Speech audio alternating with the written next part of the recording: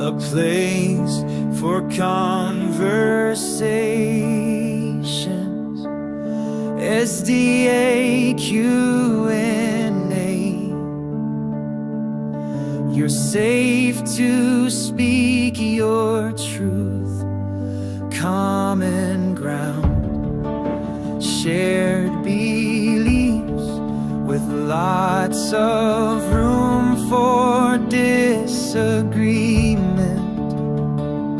Tell us all what you believe and let us see if we can challenge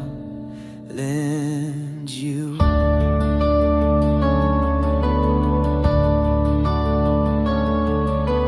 From all paths coming here to share their stories.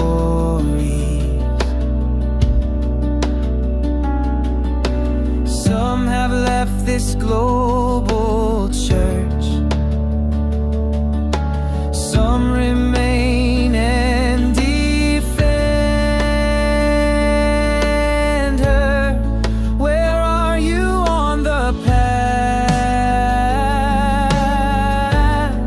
Does Ellen still appeal to you? SDAQ&A,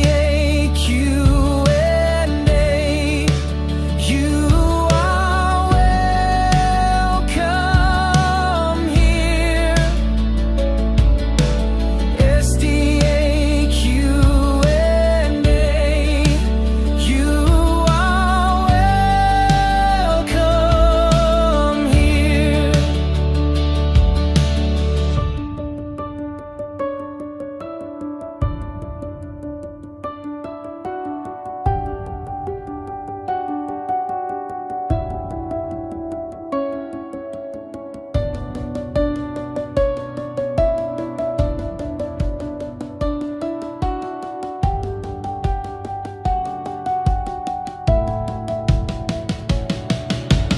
SDAQ&A, you are welcome here.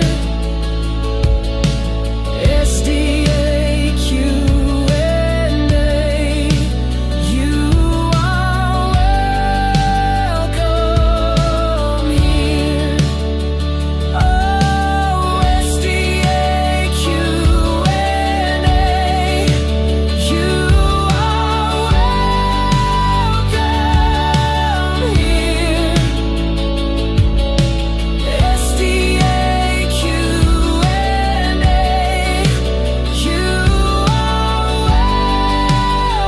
you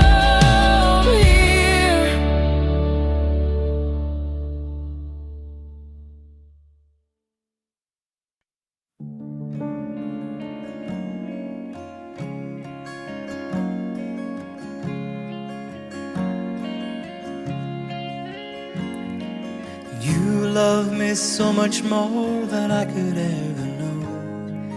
Your love is deeper than this world will ever show. And all of life's beauty shines around this moment now. The sky and the cliffs, they seem to change my life somehow. And I will never be the same. Will never be the same. Whoa, I will never be the same, never be the same ever again. Here I am waiting, Lord, my life is just for you. Please unfold all the plans that you would have me do. And if all the world's just a breath and nothing's here to stay, and all of the love we feel will save us anyway. And I will never be the same, will never be the same. Whoa, I will never be the same, will never be the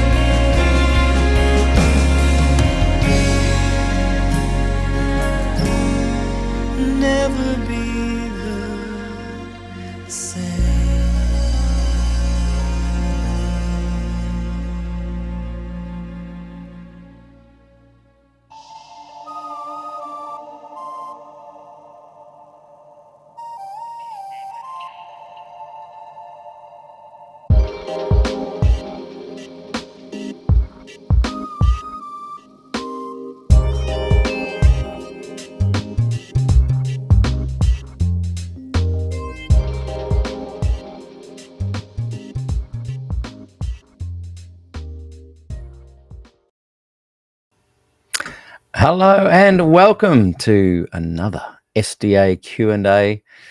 I am your host for today, Peter Dixon. I always laugh when I say that because in the early days, had intended to build a team up of people to do the interviewing. This was back in season 1. And if you go and listen to season 1 on the podcast, you can find it on all the wonderful podcast platforms. You will indeed be able to listen to a couple of other people hosting the show. And from memory, Shelley Poole, Andrew Ormiston, Graham Fraunfelder, all interviewed people for SDA Q&A. So that's why I say, welcome to SDA Q&A. I'm your host for today. And you never know, maybe down the track when I'm old and grey, there'll be some other people help. And when I'm passed over, there might be a bunch of people that can continue on with the program. Who knows? But here we are today, and welcome. Let me know in the chat if you're here and how you are. How is life? What's going on? And very much looking forward to chatting with you guys today, because we are going back to replay one of the most requested, commented on, and popular interviews that I did in season 2, the Des Ford Glacier View series. You've heard me say it before. We randomly started. Bill Johnson was my first guest. I thought maybe there'd be 4 to 6 interviews on the topic. 86 programs later, and today we are up to number 23. And as I said, Lynden Rogers was my guest that day 5 years ago. So if you're listening on the podcast, because these are being uploaded in order, this will be going live, sorry, not live, but to the podcast as season 2, as I slowly catch up. Some of you will be listening and thinking, isn't this 2020 supposed to be a show from then? Well, it's 2025 and we are replaying those shows. Why am I putting them onto YouTube? Why didn't I just leave them where they were in our private group on Facebook? 2 reasons. I want this information to be out there to the general public. It's so important. Season 2 was such an important season. I want that series to be available to the general public. And so part of the reason I'm putting them onto YouTube is because that is making that possible. And the second reason is Facebook has been going through all of the Facebook groups' videos and deleting them.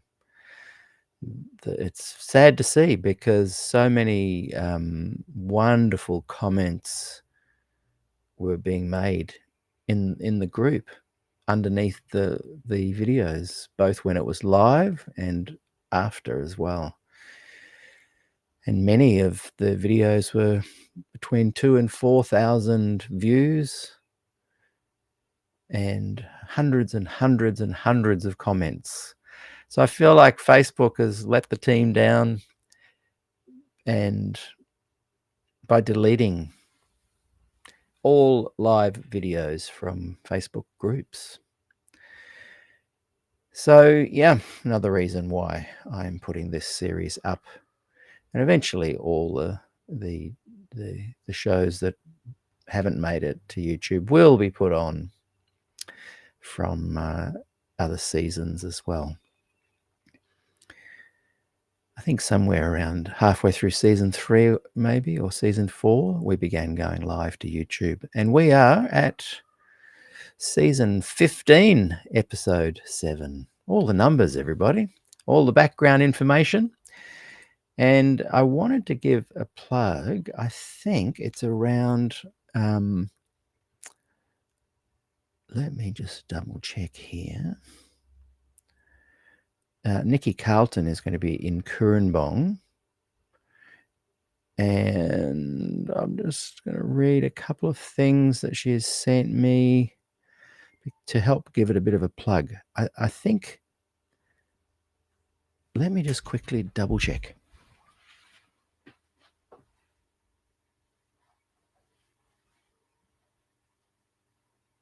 I'm still here.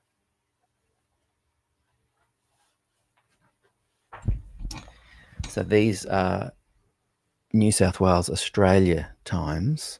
It will be 20th, the 19th and 20th of this month, September. And she's planning a Silent Sabbath event. On the Friday night, the 19th, will be quiet worship and candles. Put away all devices and rest well for the Sabbath. There will be short talks on how God speaks. And then on the Sabbath, starting around 1 and finishing around 6 p.m., there'll be small groups. Nap with Jesus, music and gentle prayer, prayer walk, reflection stations, journaling and listening to God. And she's going to end with a bonfire and jaffles and a sharing time. So it sounds fantastic. And there'll be a cost of $20 to go towards the jaffles and the food. And she's hoping to have some musicians, contemplative guitar, etc. And yeah, so that's going to be September 19 and 20, Nikki Carlton. And if Nikki's watching today, I saw her in the chat earlier. Yeah, come on and promote in the comments the event. Okay, now before we get started, I forgot to line up the video. So you're going to have to just watch me do that in real time. So I have to press this button and then press that button. And I think you can still see me as I go through this. And we're going to go through into my SDAQ&A master hard drive. You can see all the files that I keep and backup. This is my backup hard drive. I don't know if you can see that on the screen or not, but it's just here. There we go. And we'll open it. And went and the Druid, a lot of interest in it, so it's been wonderful to break. Quick lunch, a lot of interest in it, so it's been wonderful to see the group find past a all lot of interest in it. Find chat. 6 degrees of separation to a lot of interest in it. Yeah, I can't get it on the exact starting point, but this is about 30 seconds in. So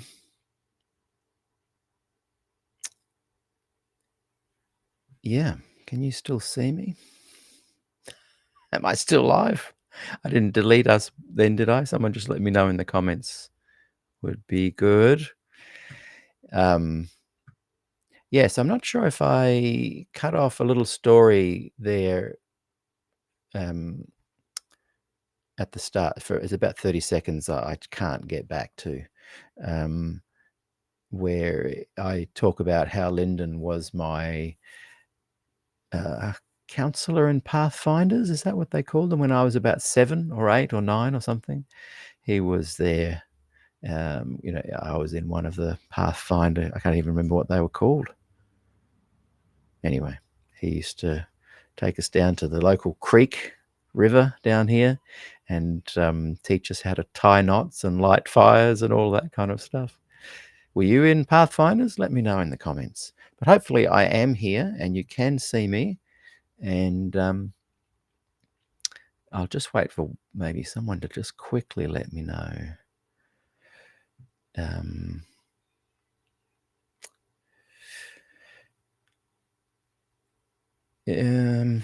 Yeah, there's a bit of a delay, so someone will let me know, and I will press the play. I just don't want to press play and find out that we aren't actually going live. Still live. Great. Thanks, Adrian. Appreciate that. And don't forget, everybody, if you are watching then and now, please like and subscribe. It really helps the algorithms. And I just want to, again, thank you so much for donations and support. I love doing the program, but the money that comes in really helps me with my monthly fees. And I just really want to thank you guys. The last couple of weeks, people have been really generous and helping me with just a few dollars, just $2 to $5 each really helps.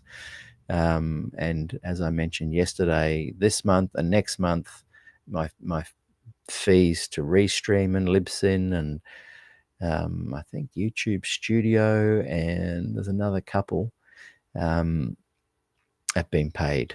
So thank you. And you can do that at paypal.me/Peter Dixon. Without further ado, well, one more. Jennifer Colburn is speaking this week and at our Good News Fellowship this time tomorrow. So come and join us. Her title is going to be Get Your Head Out of the Weeds. So that's at this time tomorrow. Good News Fellowship only on our new channel for the Good News Fellowship. Only at Gospel Good News Fellowship. So you go to YouTube /at Gospel Good News Fellowship. That's the only place you can watch our Good News Fellowship live each week now. And we're building up a really great little community there where each week there's a special guest presenter sharing the good news of the gospel. And it's a really, really wonderful little group. And then after that tomorrow, and the link will be shared in the SDAQ&A group and in our Leaving Adventism group. And that is book club. Rochelle Anonymous runs book club every now and again. Tomorrow, after Good News Fellowship, is book club. So look for the Zoom link in the SDA private group and the SDAQ&A, and the Leaving Adventism group. So many groups, so many things, so many YouTube channels. But here we are today, rewatching this incredible interview with Dr. Lynden Rogers as he talks about Desford and Glacier View. 6 degrees of separation too. I could get a 6 degrees of separation, but not one of me knowing people along that path. But Lynden, you played an important role in my early development, which you may not even remember. In Pathfinders, when I was a young... Share the story. What's the name of the Pathfinder? What are the different groups they have? There's 20. Well, you were friends, companions, explorers. Companions. When I was in Companions, so what age would that have been? What are Companions usually? You'd have been about 11. Okay. And I remember you were our group counsellor, and I loved it because you were very organised. You would take us down to different places and we would get our badges and whatnot on our sashes. And I vividly remember going with you and 4 or 5 of others of us, probably the Lindsays and Leonard Hoken maybe, and we went, and the Drewers, the Drewer boys. We went down to Dora Creek near the Swing Bridge, and you taught us how to start a fire, tie some knots, and you sang us a song and taught us, and the song was, do your ears hang low, do they wobble to and fro, can you tie 'em in a knot, can you tie 'em in a bow, etc., etc. And I've never forgotten that. And so thanks for the good memories and for being such a really good Pathfinder counsellor and making my time there very happy. It's perhaps not the greatest musical experiment with which you've been involved, Peter, but I'm glad you remembered it. I teach it to my little girls. So look, it's great to have you here, Lynden. The thrust of this series is to discuss Glacier View, but in many ways that is a framework for that springboards into other discussions as well around the topic. So I'd just like a little bit of information about yourself, and I think I want to touch on a little bit later about when you were kind of 14 in Tasmania, but we'll come back to that a little later. So just give us a broader look at your life. Were you born an Adventist? Did you go to Avondale College? And when did you first meet Des Ford? All right, Peter. I was born into a wonderful Adventist home in a tremendous little church down in Tasmania, fairly conservatively oriented, and those were my earliest theological conceptions. I always wanted to come to Avondale College, and I did at the beginning of 1972 to study science. I thoroughly enjoyed my college experience and made many, many friends and got to know a lot of my lecturers, many of whom were very influential on me. As far as Des is concerned, Des wasn't here the year I arrived. He was completing his second PhD, but I soon came to know him when he returned. And that was the beginning of a very wonderful association. What year was that again? You did say, I just missed it. I came to Avondale at the beginning of 1972. 72, right. My dad was there lecturing until early 71, so you would have just missed him there. So when you were Pathfinder leadering me, we'd gone to Fiji, so that must have been a little bit later on. So it may have been. It would have been 74 or 75, I suspect. Right. So you were a student at that point. I was a student up until about 75, but I remained in the district when I went on to study at Newcastle University, and I may well have been associated with the Pathfinder Club for a few years into that period. Yeah. Yeah, just in the haze of my memory, it was a little bit earlier than that, but that would be more accurate. So you didn't really get to know Des so much at that time period. I got to know him as a lecturer, and I heard the representatives from the academic office, as they would frequently come up to our Daniel and the Revelation class and request people that weren't formally enrolled in that class to leave because there were legitimate students outside who couldn't get a seat. Wow. So what are your memories of his style with lecturing? Because obviously it was a popular style to get a queue at the door. It was, Peter. It was obviously very gospel-oriented. It was very dynamic. It was full of grace. And some of those sentiments said in that way and with that concentration were new to so many people, even those from good homes and good churches. So did you... So in October 27, 79, did you get the cassette of that famous forum meeting soon after it took place? I didn't actually get the PUC tape immediately. I was busy doing research at the time. I was solidly involved with the church and with a lot of people at the college. But it took me a couple of months to catch up with it, find out what had happened, and to become aware of what was in the offing, namely Glacier View. Right.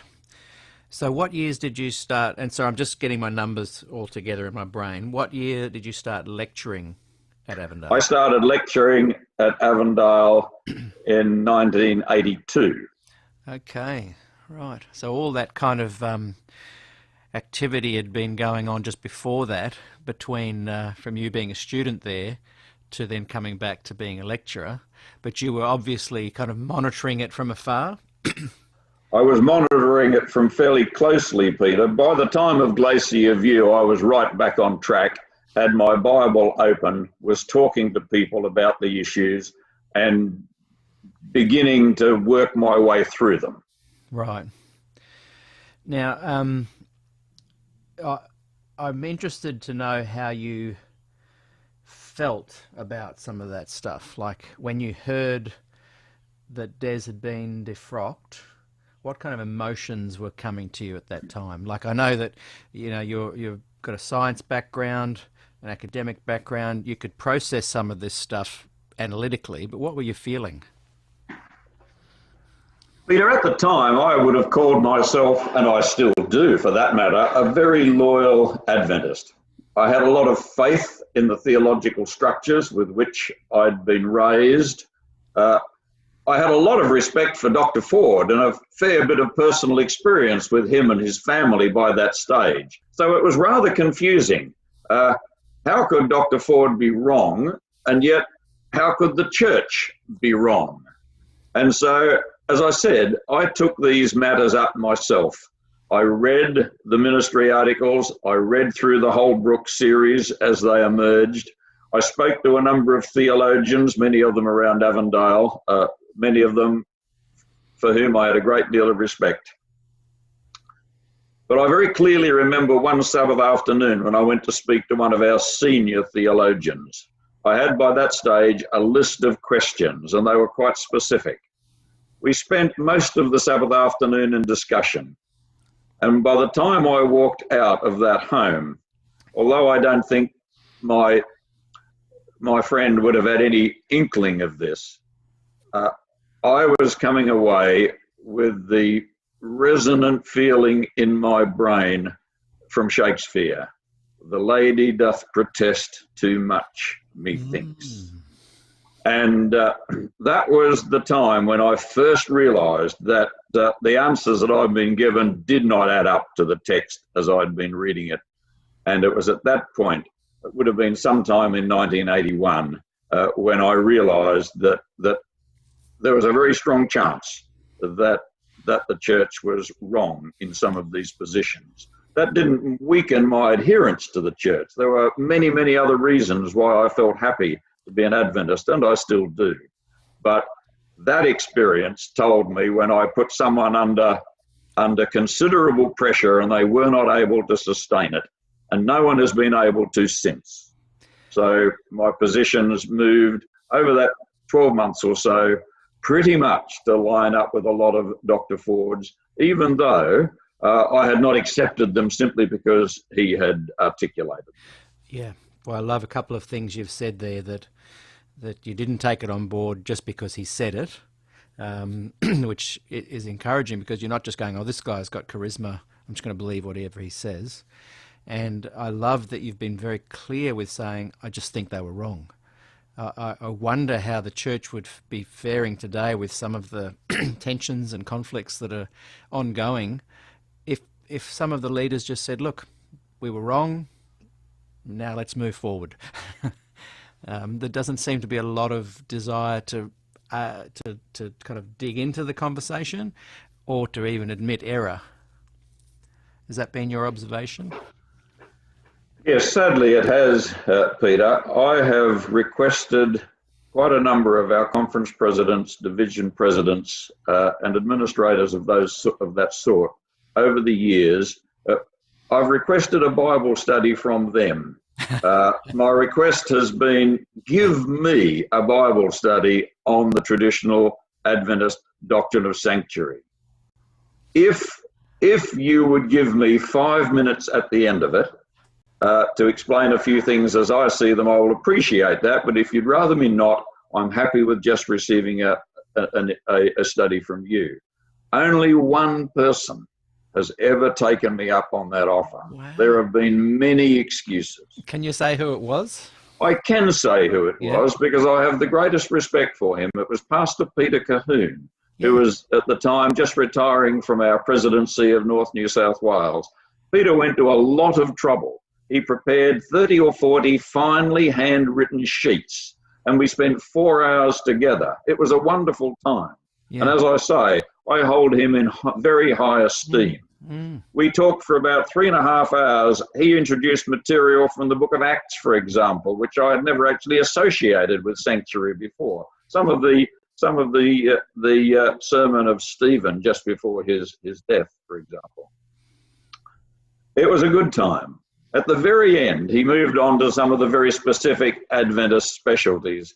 And I remember putting my hand on his shoulder and saying, Peter, we have been talking in perfect agreement for 3.5 hours. In the last 15 minutes, you've gone some places that I can't go.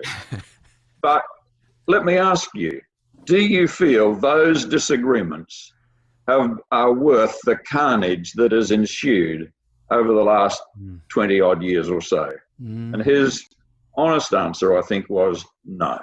Yeah. Yeah, boy, I like that forthrightness. But I really appreciated his giving me the time, and his genuine pastoral interest and concern. A great guy. Did you get your 5 minutes at the end to kind of... I think I did from memory, but my overmastering recollection of the experience is that I was just so pleased that Peter had gone to that amount of trouble and taken the question so seriously. Yeah, yes. That's wonderful. Did you ever feel that because of this forthright way that you have, that your own job was in jeopardy? I never have. Well, it's never bothered me, Peter. I have had 1 or 2 people over the years suggest that I could look after my interests a little better by being a little quieter. But I have to be honest, I regard myself as having taken an oath on a very high altar. It involves care and pastoral concern most definitely, and I do try, although not always successfully. But it also involves truth, as I'm able to see it after fair amounts of study. And the people for whom I hold the greatest respect are people like Arthur Patrick, who was very, very careful always, discreet and pastorally wise, but honest. And if people came to ask him questions, they would get the answers that he felt were most honest. Eric Magnuson was the same. We've had others like this. I have a great respect for my colleague Norm Young, who I think you've already interviewed. The same can be said of Norm. He is careful, but he is honest. And unfortunately, that can't be said of as many people as I would like to say it of.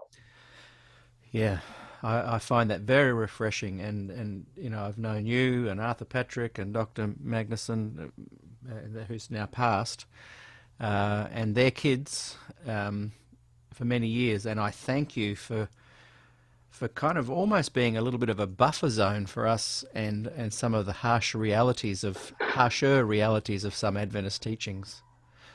We were very lucky at Avondale in the 70s, Peter. It has been said that in those days there were giants in the land, and there were. We were so glad to have the people that I've named. There are others, Trevor Lloyd, for whom I have great respect, Ken Thompson, my father-in-law, Laurie Draper, and a number of others that I could pick out. We were very fortunate as students. Yeah. I'm going to do something I don't normally do in interviews. I normally kind of just converse and let things wander, but I'm going to stick to some questions because I think a lot of what you're going to offer, the more succinct I can be, the more benefit it's going to be for everyone else. Not to say the conversational style is not important at all. That's how I normally roll, but I'd just like to stick a little bit more to the program today. So I'm just going to head into some questions that are written down. So, Lynden, you're a physicist and you have lectured at Avondale for nearly 40 years. I know that during this time you've also been very involved with discussions in the realm of faith and science. How did you develop that interest? I developed that interest once again, Peter, from my college experience. Our science lecturers, I've mentioned some of them, Dr. Bob Hoskin is another, used to get us science students together, sometimes on a Sunday evening, down in the catacombs of the library.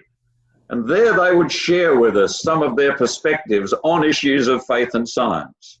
We learned that they were not completely satisfied with a number of the traditional church positions.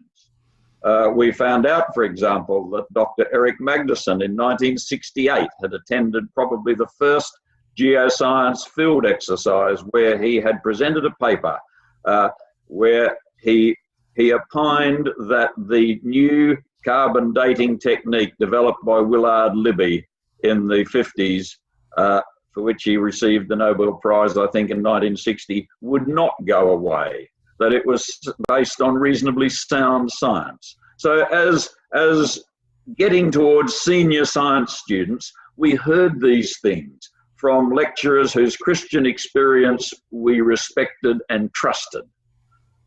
And I have developed my own interest in faith and science from that.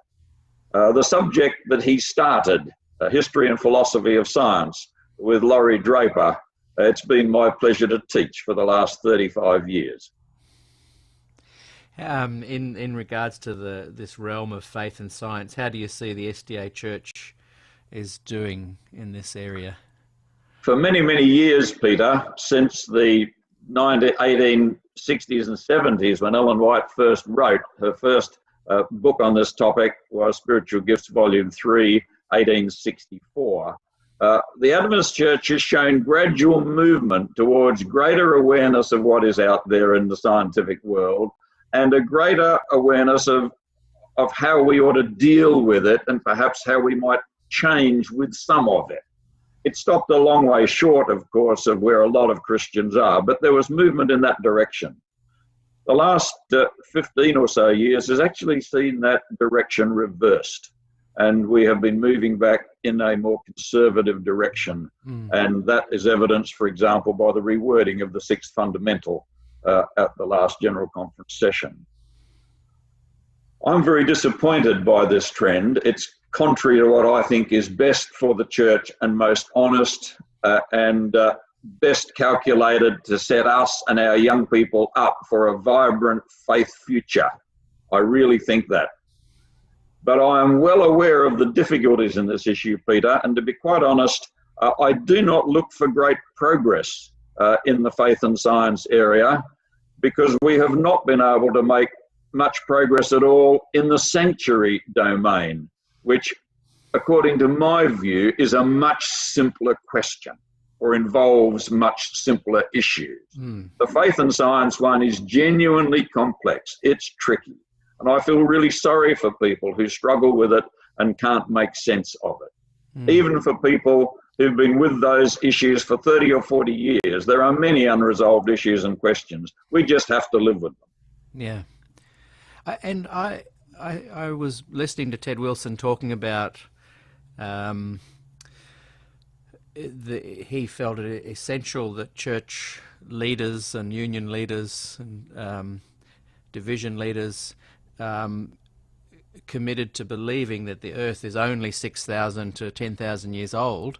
And I just wonder why the imperative to have everyone say they have to line up and believe that when it's never been taught as a salvation issue in any Adventist writings that I can find.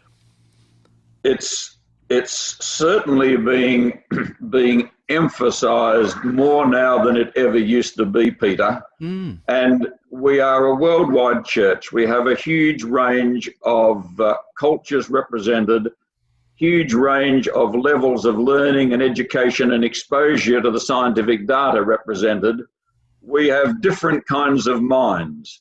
I've tried, when I've been dealing with students over the years, never to try and make it seem as if I wanted them to necessarily move to any particular position or to leave a given position, but simply to face the issues, honestly to think about them over the time that they will have, to be careful, to be tolerant, to be aware that everyone has problems, and to be able to worship alongside eat Marmite alongside, give 13th Sabbath offerings alongside, and look forward to living alongside in heaven people who think differently.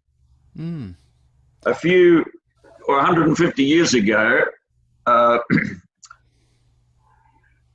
when he was writing his poem In Memoriam, Lord Tennyson was confronting the new then issues of evolutionary thinking.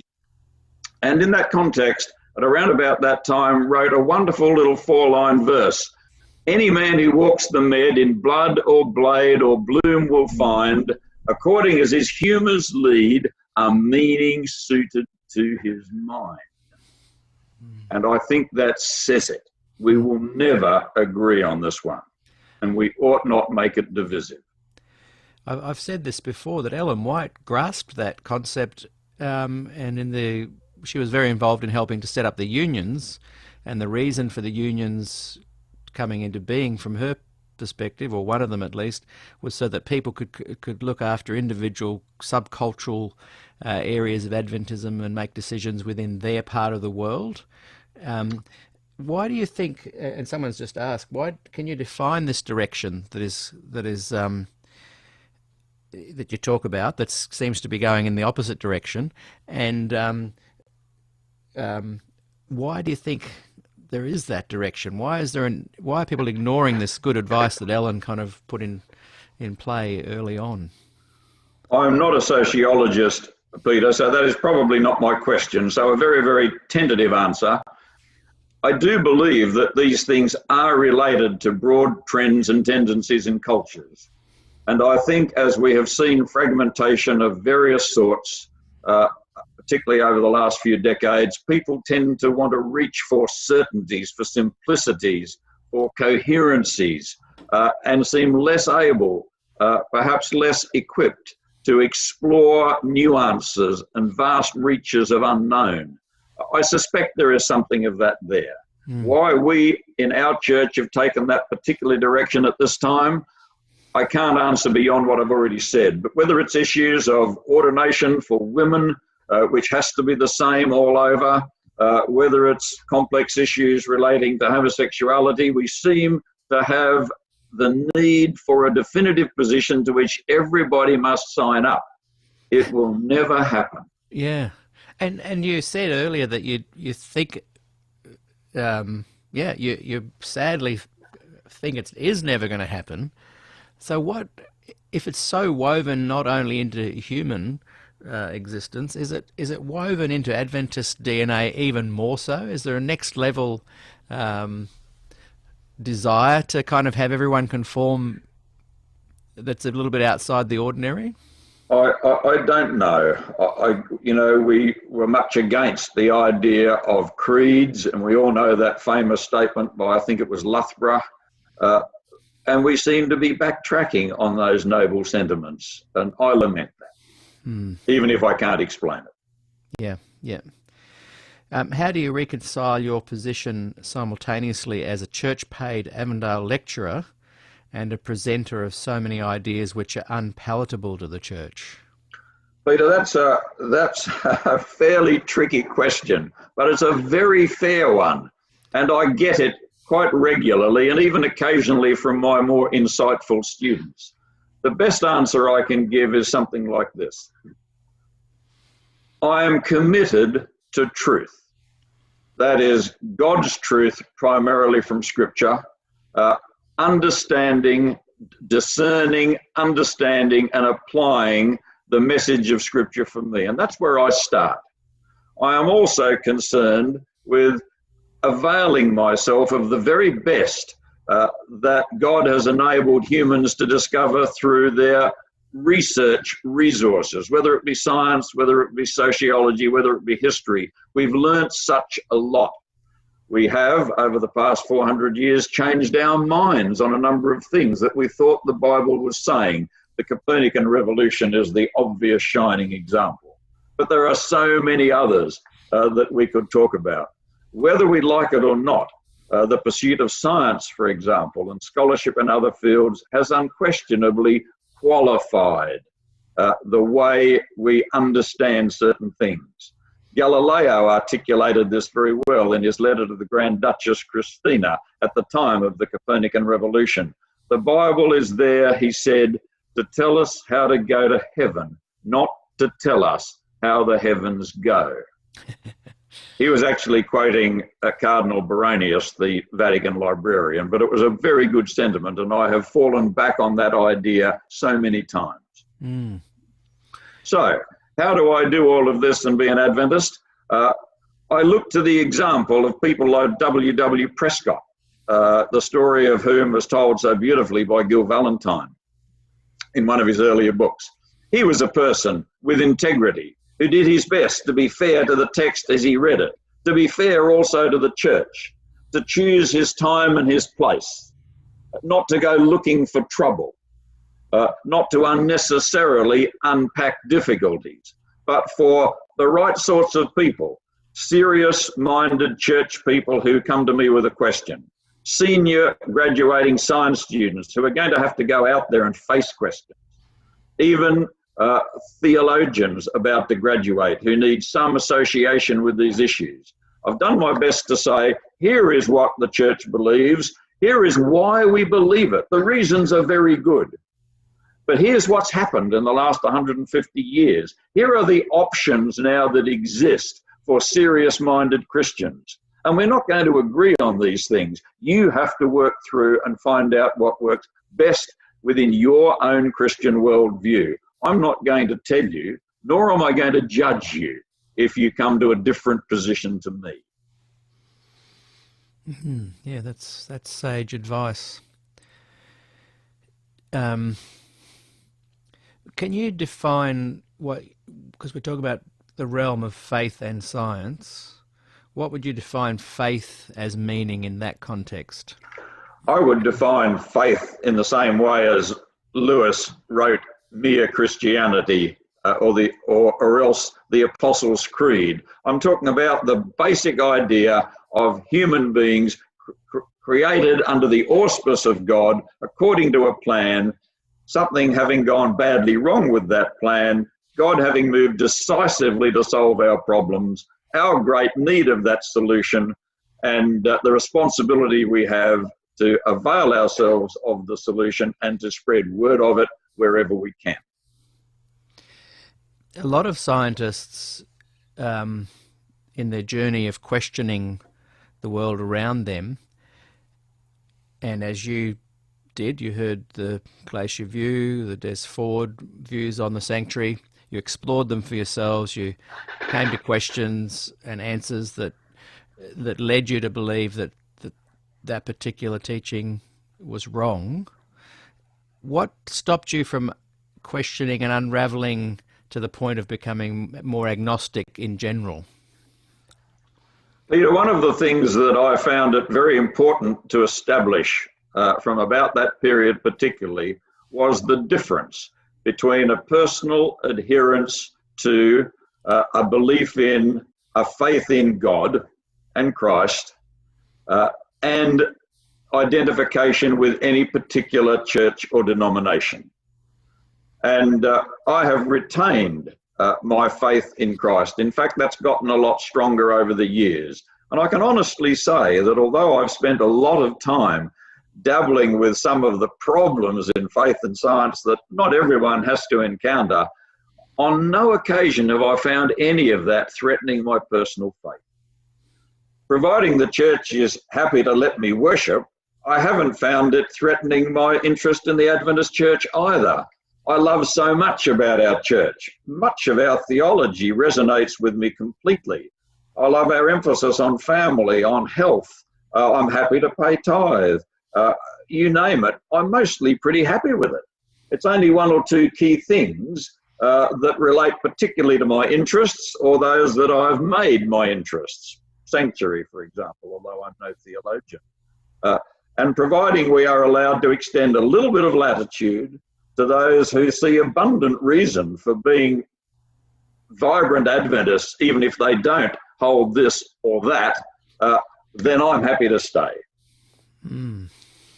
Did you explore the notion of faith in the sense that it can be used to kind of justify any belief? I don't think I did, Peter. I have always found Christianity persuasive, not in a simple proof-disproof fashion. Scientists and others use terms like the hypothetico-deductive method, inference to the best explanation is Alistair McGrath's term, where you say, let's put up all of the options that we have and let's throw the facts we have almost like darts at a dartboard and see where they stick best. Not just science facts, experience facts, history facts, how I feel about the world facts, what resonates with my innermost being. And I have found as I've done that, and done it again and again and again, because it's a never-ending process, that Christianity is the place where my darts stick. I find it gives greatest coherence to the world. Not a perfect picture, but I don't look for one as a human being. Mm. And that's always satisfied me. Yeah. Yeah. I just want to go back again now to, you mentioned growing up in Tasmania, and one could say you grew up in conservative Tasmania and signed up to Adventism at age 14, I believe. When did you first begin to suspect that all you had been brought up to believe about 1844 and the sanctuary may not have been absolutely correct? It was really around about the Glacier View time, Peter. I sat in Des Ford's classes and I sat around the table at Noel Clapham's home and enjoyed discussions with many people. But I was never confronted with the frightening possibility that core doctrinal positions in the church might be flawed until around the time of Glacier View. By then, I was well equipped to deal with them. I had many firm Christian friends. I've mentioned people like Arthur Patrick and Trevor Lloyd and Eric Magnuson. I had developed, largely due to perhaps modest successes of my college lecturers, some ability to think through issues myself. I wanted to work it out to make sure that it made sense. I was going to take nobody's word for it. Yeah, I like that theme of becoming your own person. It doesn't mean that you're being selfish or that you're not giving and caring and embracing Christian ethics, but you're willing to become your own person, ask yourself the questions, and not just take on board anything that's just told to you that you must believe. I really like that. Some have said that the traditional SDA sanctuary doctrine is not only wrong, but dangerous. Do you see it that way? And if so, why? I have come to see it that way, Peter. And this, I think, is an opinion that I share with Dr. Ford. A lot of people don't realise there is a link between sanctuary and gospel. Dr. Ford, of course, became known as one of the great gospel preachers within Adventism, and many of the people who revere him the most do so on the basis of having heard the gospel fresh and new from him in a way that they had never encountered before, even sometimes as pastors of 20 or 30 years experience. Mm. But a lot of people don't recognise that sanctuary comes from the same direction. Des found on so many occasions that he was meeting people that had no salvation assurance. And one of the reasons why was because of statements such as we find in the Great Controversy, in one of the sanctuary chapters, those who are living on the earth in the last days, something like this, are going to have to live at that time without an intercessor. Mm. What if my time comes up? My scene at the judgment, it could be today. And there were terrified Adventists, Peter.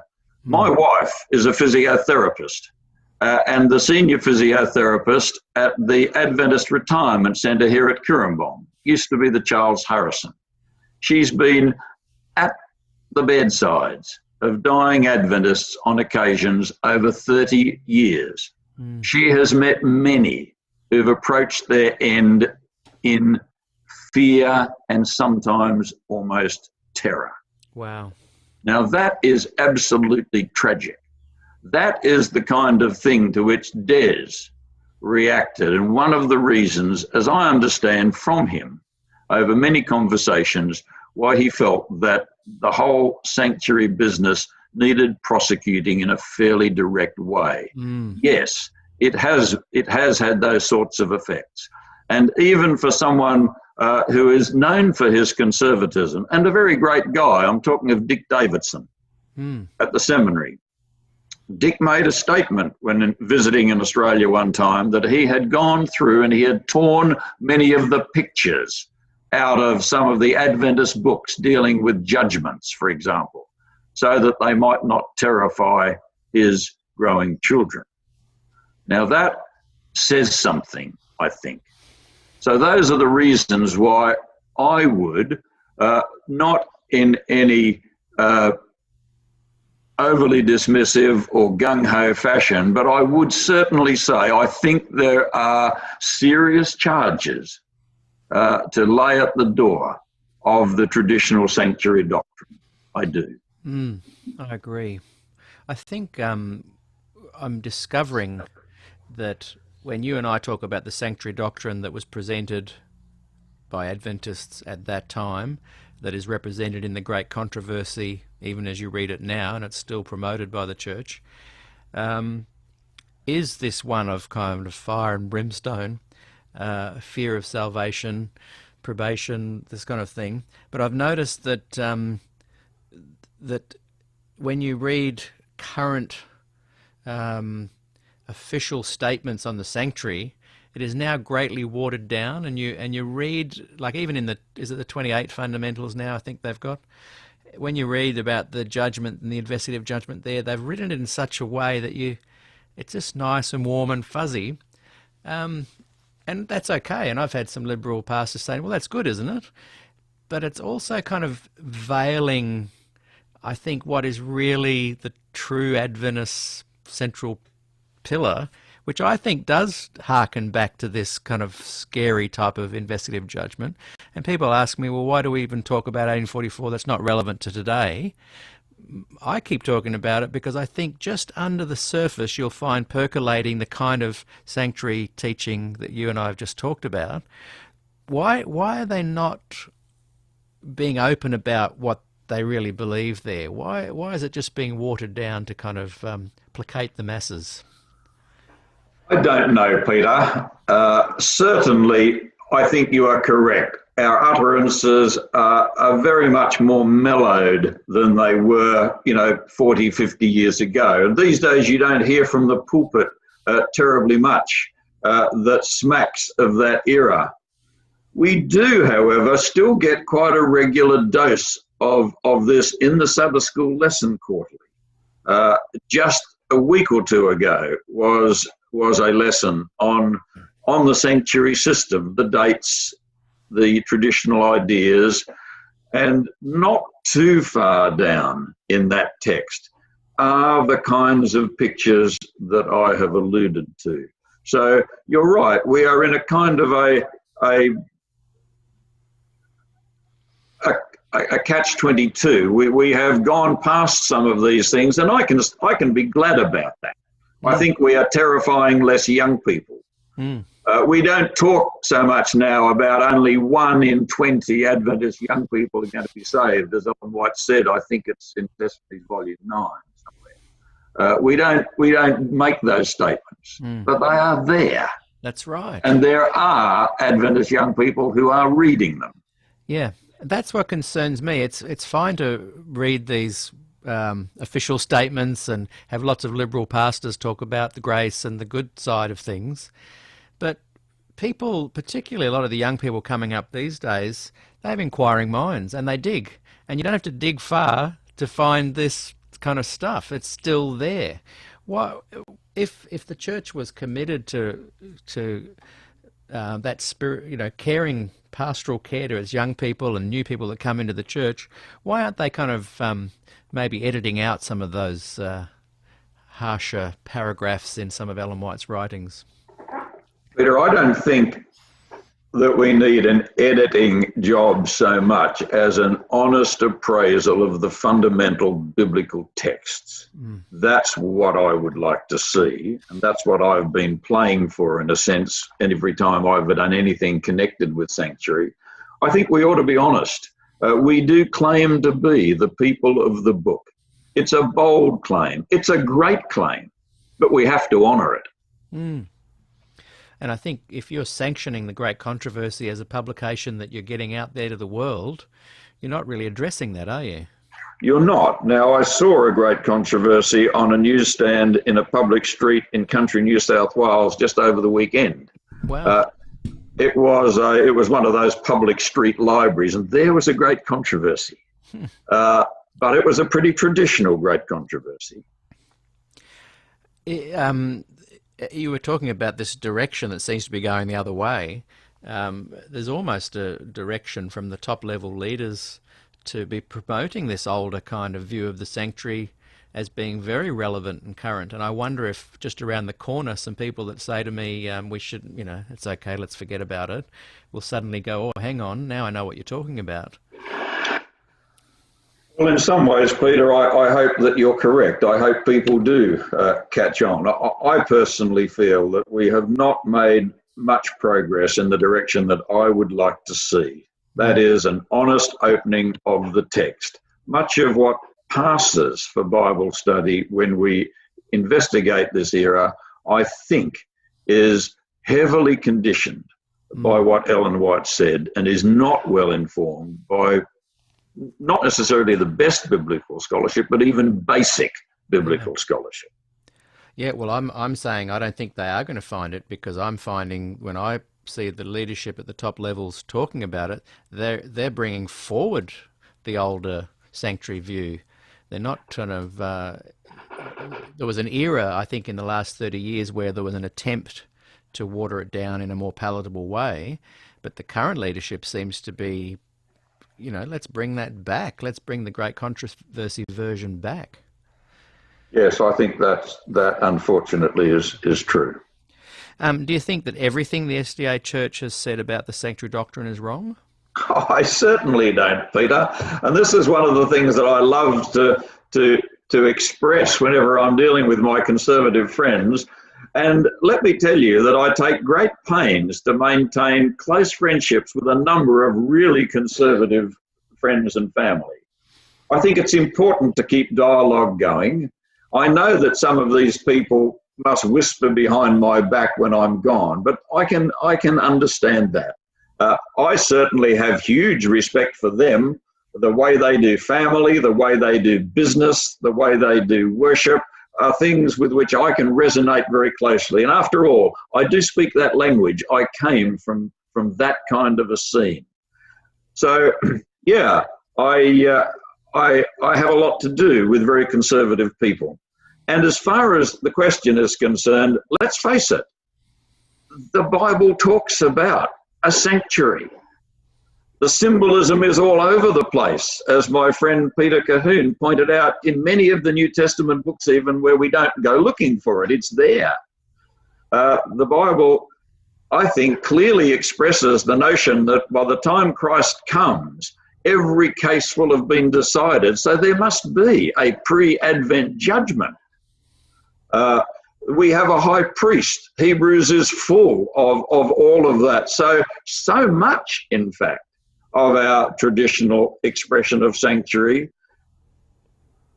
I can resonate with. And I find it very biblical. So it's not a case of throwing out the whole lot. It's a case of saying, look, have we identified certain motifs correctly?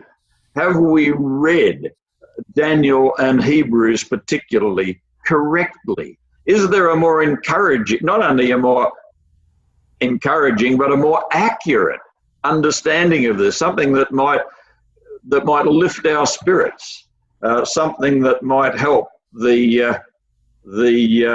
what's the expression there that Des used to say? The heart to sing and the feet to dance, something like that. And I think there is. Yeah, and how exciting if that notion was taken on board and put into action.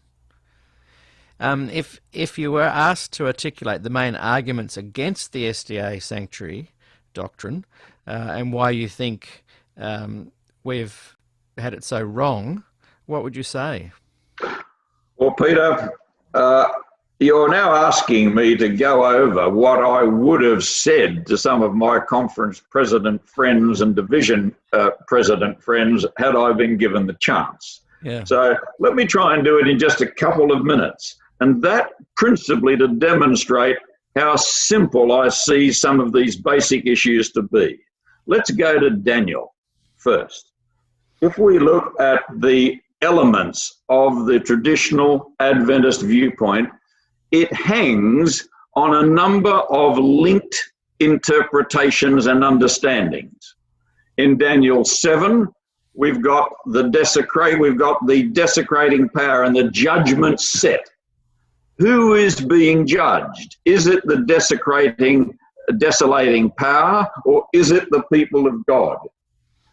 Let's admit that you could read it as the people of God, but the most obvious context I would put as the desolating power, the little horn. What about the use of the 2,300 days? Well, you've got to make sure, for example, that you've got the starting date correct to get to 1844. There are 3 or 4 decrees. None of them suit the picture very well. Yes, you can pick on 457, but it's by no means the only option. The use of the year-day principle. Yes, you've got 2 texts articulating the year-day principle that we often cite, but we need to keep in mind that in the area of Daniel where we most need the year-day principle, we don't actually have the term day. In Daniel 8:14, 2,300 evening mornings. When we come to chapter 9, we've got 70 sevens. So we've got to do a layer of interpretation to even get to the point where we can use the year-day principle. Perhaps it's valid, but there are a number of other options. What about between Daniel 7 and 8 and Leviticus? It all hangs on the word cleanse, the sanctuary be cleansed. Now, there are a number of other readings for that Hebrew word. I'm not a Hebrew scholar, Peter. I think it's SDAQ, but I'm not going to go on judgment over that. But I understand from reading a number of commentaries myself that justified or set right or restored is a more likely reading. Then you've got the 490 years cut off from the 2300. Does that word merely mean cut off, or does it mean decreed, allotted? It has to mean cut off to give you a starting point for the 2300 days. So as a physicist, I would urge you and anyone listening to have in mind an electrical circuit where you've got a battery and a light and 6 or 7 switches connected in series. In order to get the light to shine, you have to have all 7 switches connected. Any one of them lifted up will turn the light off. The Adventist doctrine relies on at least 7 switches of that sort, any one of which, if not sustained, collapses the doctrine. That is a very shaky basis, in my view, for building a major theological tenet. All of them are in dispute, many of them seriously in dispute. So to build on those texts in Daniel, an understanding of such importance, I don't find good exegetical practice, and I wonder if God would do it that way. So that's Daniel. Yeah. If you go to Hebrews, you find an even more interesting circumstance. Now, a lot of Adventists are inclined to say now, well, you know, you don't get the sanctuary from Hebrews, but Ellen White does. That is very clear. If you open Great Controversy, you'll find there are 2 chapters in the middle of it. What is the sanctuary, and in the Holy of Holies. The first of those 2 chapters deals with Christ's first apartment ministry as Ellen White saw it, up until 1844. The second chapter deals with the post-1844 ministry of Christ. In the first chapter, she cites Hebrews extensively, and when I say Hebrews, we think of the book. We begin it at verse 1 of chapter 1. We build a sustaining, growing, more interlocked argument contrasting the new and the old, the priesthood of Aaron, the priesthood of Melchizedek, the old sanctuary, the new sanctuary, the old high priest, the new high priest, Christ. All of that symbolism grows and perhaps in a sense comes to flower in places like chapter 9. Ellen White uses a lot of those texts. She uses 6:19 and 20. She uses Daniel 9:12. She quotes 9:24 and I think 25. And she applies all of that to the first apartment ministry of the priests in the temple. If I can read something here. Let me see if I can find it. Yes, I'm reading a little bit from the first of those 2 chapters. Thither the faith of Christ's disciples followed him as he ascended from their sight, which entereth into that within the vial, neither by the blood of goats and calves, but by his own blood. He entered in once into the holy place, having obtained eternal redemption for us. Hebrews 9:12, once into the holy place, because that's what her King James Version read. Then she goes on to say, for 18 centuries, this work of ministration continued in the first apartment of the sanctuary. So she has missed the symbolism of the Day of Atonement, rife throughout that chapter and indeed the book. And she's applied it to the first apartment ministry. It's interesting to go looking in the second chapter, Peter, and find out how many times she cites the book of Hebrews in connection with the post-1844 ministry of Christ. How many times do you suppose she cites Hebrews in that chapter? Not once. Her ammunition is gone. Yeah. To me, it's very plain and simple. Ellen White was a wonderful Christian lady, greatly used by God. I can happily and honestly say that. But she made mistakes. In the faith science area, we have put our finger on many of them.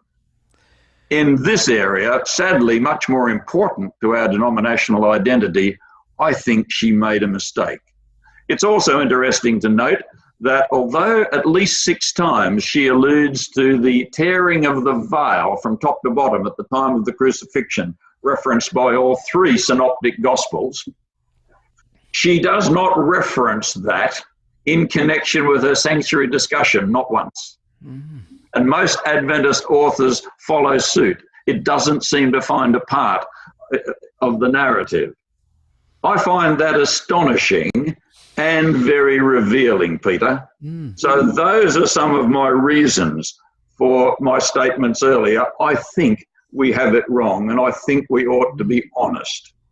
I'm not necessarily in favour of rewriting the book of Hebrews and putting most holy place everywhere like the NIV does. I think the context is immediately clear.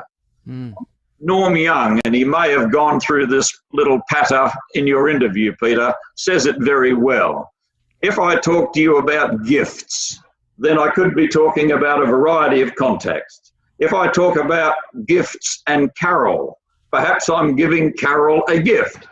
But if I use the terms gifts, carols, and holly, I can only be talking about Christmas. And if you look at the allusions, not without blood, once a year, the high priest, that's what Hebrews 9 is about. That is Day of Atonement. How we can miss it there, but see it in Daniel 7 and 8 when most of the accoutrements are missing, I don't really understand. I think we need honesty and integrity. Yeah, that's mind-blowing. Have you spent some time teasing apart the thoughts and writings of Ellen White where she's just sharing her ideas that she's taken from other people and come to herself, and those that are actually given to her in vision? Because if some of what you've just said that is error came from writings that she was saying I was shown, how would you kind of feel about that? And have you researched that? I haven't researched it hugely myself, Peter. After all, I'm a scientist, and I do try to be a humble one.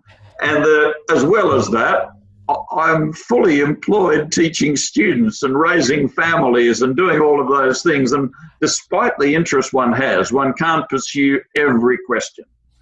But I have talked extensively to people like Arthur Patrick, perhaps one of our most experienced Ellen White scholars up until the time of his death. Someone who'd read most things and had very mature perspectives on all issues relating to Ellen White, and held her in very, very high esteem. People like Graham Bradford as well, someone else that I count myself very fortunate to have known. And they have studied these things, and I have talked with them about it. And it's become clear that there are places where Ellen White did say I was shown that she later changed her mind upon. I'm not so much troubled by that. I wish she had been a little bit more careful, but she wrote over 5 million words, if I remember correctly, over many, many, many decades. It's almost impossible not to put your foot in your mouth somewhere there. And I would like to be generous to Ellen White. I'd like to think that were she to appear in our office or on your show today, that she might be able to grow a little bit. She certainly showed evidence of being able to grow. We remember that in 1888, she took some of the church fathers to task for opposing the gospel of Jones and Wagoner. What they were doing was quoting some of her original ideas, and she was saying, no, not good enough. Go to the text. So if she could do that then, who knows? It's at least possible that confronted with what we know today, the Ellen White that so many of us respect might be able to say, yeah, I think we can move from where we were. You may have answered this, but on the basis of what you've said, how do you view Ellen White, and have you personally thrown her out? No, I have not thrown her out, Peter. I have, over the period of the last 40 years, I have probably sold from my college office or given away 15 or 20 sets of Ellen White books given to me by my friends. And I have found those experiences saddening. I've kept mine. I read them from time to time. I have my favourite, Steps to Christ, being perhaps my great favourite. Christ Object Lessons, Desire of Ages. I turn to books like Great Controversy when I want to find out what she said, not so much for spiritual help or historical understanding. But no, I do have a great respect for her. I lecture at Avondale College. Avondale wouldn't be here without Ellen White. It would be totally inappropriate for someone like me, I think, to throw her out. But I take her counsel. She, on a number of occasions, wrote words like, we have much to learn and much more to unlearn. Truth can afford to be fair. Statements of this sort can be found peppered through counsels to writers and editors. That's where they seem to have been most concentratedly accumulated. Now, let's be honest, not every statement Ellen White is made is of that sort. There are plenty of other places where she seems very defensive about key doctrines. I'm aware of those. But there is at least a few examples, or there are at least a few examples of the other kind. And progressive, dangerous spirits like mine love to think of those. But no, I haven't thrown her out. And I give her permission to be wrong.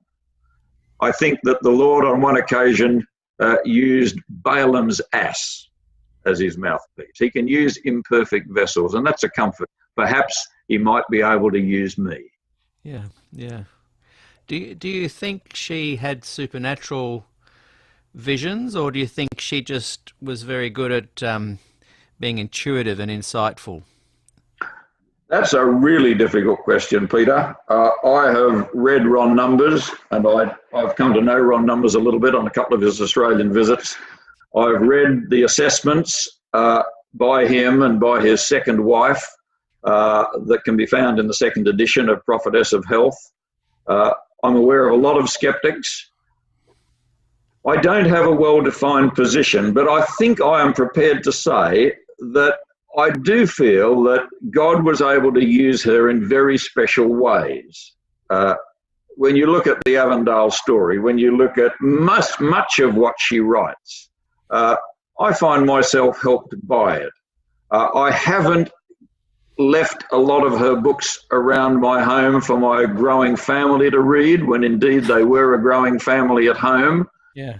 Because I honestly felt that they were better employed reading Philip Yancey, C.S. Lewis, and books of that sort, that I felt was safer, principally from the perspective of salvation assurance. We've already dealt with that issue. Yes. But during worships and at appropriate times, I would bring Ellen White out and I would speak to the family of Ellen White. I want to touch on your involvement for the last 25 years with the Sydney Adventist Forum, but I'm just going to come back to that in a minute, because I just want to quickly just go to some of the questions people have been asking on the monitor over here that are watching the interview. Some are just statements, some are questions. Feel free to say, look, I leave that one out or whatever, but sometimes it's nice to engage when people have been sharing here on the wall. Ray says the Protestant Church has a sanctuary doctrine. It's basic Christianity. It is basic Christianity built solidly on Christ crucified and risen. The problem is the claimed uniqueness of the SDA version. Now, you touched on your thoughts on the sanctuary, peppered all through the New Testament and the Bible. What are your thoughts on the idea that if we change it too much and bring it back to sola scriptura or sola scriptura, that Adventism loses its unique claim on the sanctuary? I think that we will lose a unique claim, Peter, but I think it should be unlamented. Most of the distinctive attributes of our sanctuary doctrine are the ones that I think are unbiblical.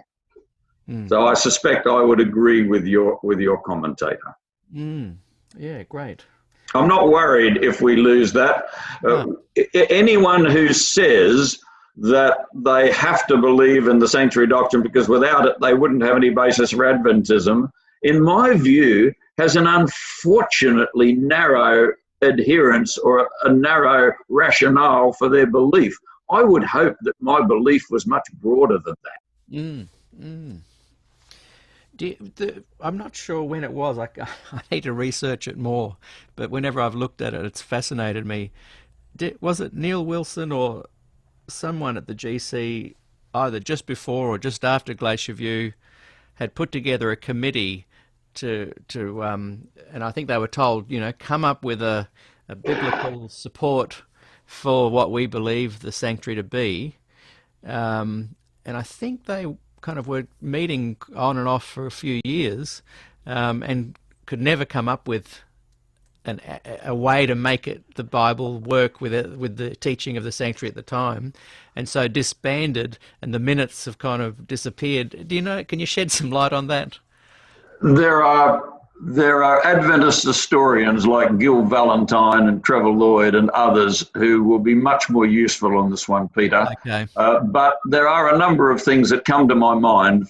When Raymond Cottrell was working on the Bible commentary, at the advice of F.D. Nicol, he sent a letter out to, I think it was 23, it was in the 20s, Adventist scholars asking about the textual foundations, particularly I think in Daniel, for the sanctuary doctrine. And all of them, without exception, replied saying that we can't do it. Yeah. That, I think, was one of the reasons why the Daniel Committee was set up within the 60s. Now, Des was a member of that. Cottrell was certainly a member of it. It met for a number of years.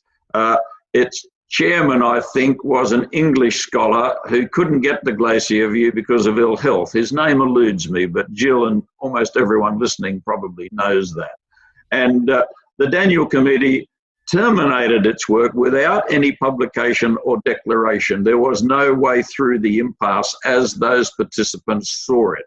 So that is very interesting background to what happened in the next 20 years, I feel. Yes, I will. That's good. You've given me a name now. What was it? The Daniel Committee. I'll ask those others about that. I think Gil unfortunately won't be able to be interviewed, but I'm hoping that Trevor Lloyd will down the track. And I actually have Ron Numbers coming up next week. Do you? So that's going to be very interesting. It will. So, do you remember who the GC president was at the time that set that committee up? That would probably have been Figure, I suspect. Right. It may have been Pearson. But I'm not sure. I think it would have been Figure. I think Pearson came to the presidency in the late 60s. Right. And Figure, from what I've heard about him, would have probably been quite genuinely hoping they could find some kind of... It's generally agreed by scholars that Figure did a splendid job, that he was not challenged, not easily threatened, and genuinely inclined to support a lot of honest research. And we lament the passing of that era very, very much. Yes. Yes, certainly things changed pretty soon after that, and we entered on what Raymond Cottrell has called a decade of obscurantism. Effectively, right. the 70s, and he has quite a lengthy paper to that with that title. Right. I might get you to email me a link if you can find that, and I'll put it here later on. I don't know that I have it in electronic form. Trevor Lloyd may have it. He might, and someone watching might too. Yes, somebody might. Ray Cottrell, of course, we actually got to meet. Sydney Adventist Forum brought him out in 1996 at the age of 84. Wow. And he took a week of meetings, 3 in Cooranbong and 3 in Castle Hill. His topics were fascinating. Have they been recorded at all? They have been recorded. The recordings are in the Forum archives in the Research Centre at Avondale. I would love And you might be interested in some of the titles. One of the titles was The Story of the SDA Bible Commentary. By one of the associate editors, if you please. This was a commentary written in the 50s and 60s, if I have my dates correct. It was way back. And here was this guy who'd been associated with the top levels of Adventism for the last 60 years, then almost half the time since we had been a church, since 1863. And he was a fascinating guy. Interestingly, we couldn't hold the meetings at Avondale College because he had been declared by the division persona non grata. And that was sad, we thought. So that was a meeting on the Bible commentary, my vision for Adventism, and then he gave us a meeting on his recollections of Glacier View. We mustn't forget that he was an editor, He had been in the newsroom well before editorial days. He knew shorthand, and he was at Glacier View and took shorthand notes of all the plenary sessions, and it was from those notes that he drew in his Spectrum article of the early 80s, I think it was. Right. He was a fascinating guy, and I think that one of the reasons why he was persona non grata is because he was greatly feared. Yeah, wow. It seems like that whenever somebody is coming along that has got a wonderful grasp on this, they are ostracized and suppressed. And, you know, we go from him to Des Ford. And how have you managed to avoid that kind of ostracism? I just think you stay with it, Peter, and you do the best you can. Yeah. When in the early 80s, when some would say the leadership at the time was quite militant in trying to get rid of anyone that was a little bit in alignment with Des Ford and Cottrell and these others, were you aware of that kind of militant activity? I was certainly. Did it upset you? It upset me hugely, Peter, and this is something that I'm glad you've given me the opportunity to say. Sanctuary issues for me are not just an academic scholarly interest. True, I've spent, at least for a scientist, a small amount of time going into some of these things for myself. But far more fundamentally to me as a human, these are issues of deep personal significance. In the South Pacific Division, we lost 180 odd ministers over the years following Glacier View. Many of those guys were my friends. Peter Harry Ballas did a PhD on leaving the Adventist ministry. You've interviewed him. We've interviewed Harry, in fact. I gave Peter 10 or a dozen contacts of people with whom I was in regular contact when he began that project. This is the copy of his book. Even though the names have been removed, I can recognize probably a third to a half of those stories. It's very sad. In fact, it's tragic. And this book, ever since it came out and into my hands, has sat here on my college bookshelves. I did not want it at home for my wife and children to read. Wow. Is there yes, absolutely tragic. And I still do my best to keep in contact with some of these guys. I contact at least 6 or 7 of them quite regularly.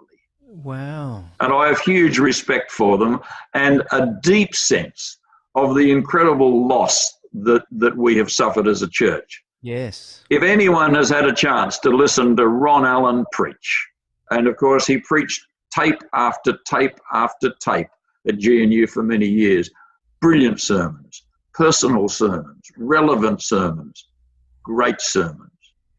And sadly, I'd love to hear more like that in the pulpits that I sit in front of. Oh, yeah. It's heartbreaking, and I know from observing you over the years, you have a wonderful interest in the pastoral care of community and the people that are in this area and beyond. And my heart, breaks when I think about the lost opportunity, but the trauma that these guys went through, their partners, their kids. So not only was there a loss of rich, divergent thinking and wonderful pastoral care giving, there was just a loss to the church in general, to this. Yeah. There is a saying, Peter, that we can cut off our nose despite our face. Yeah. And sadly, we did it.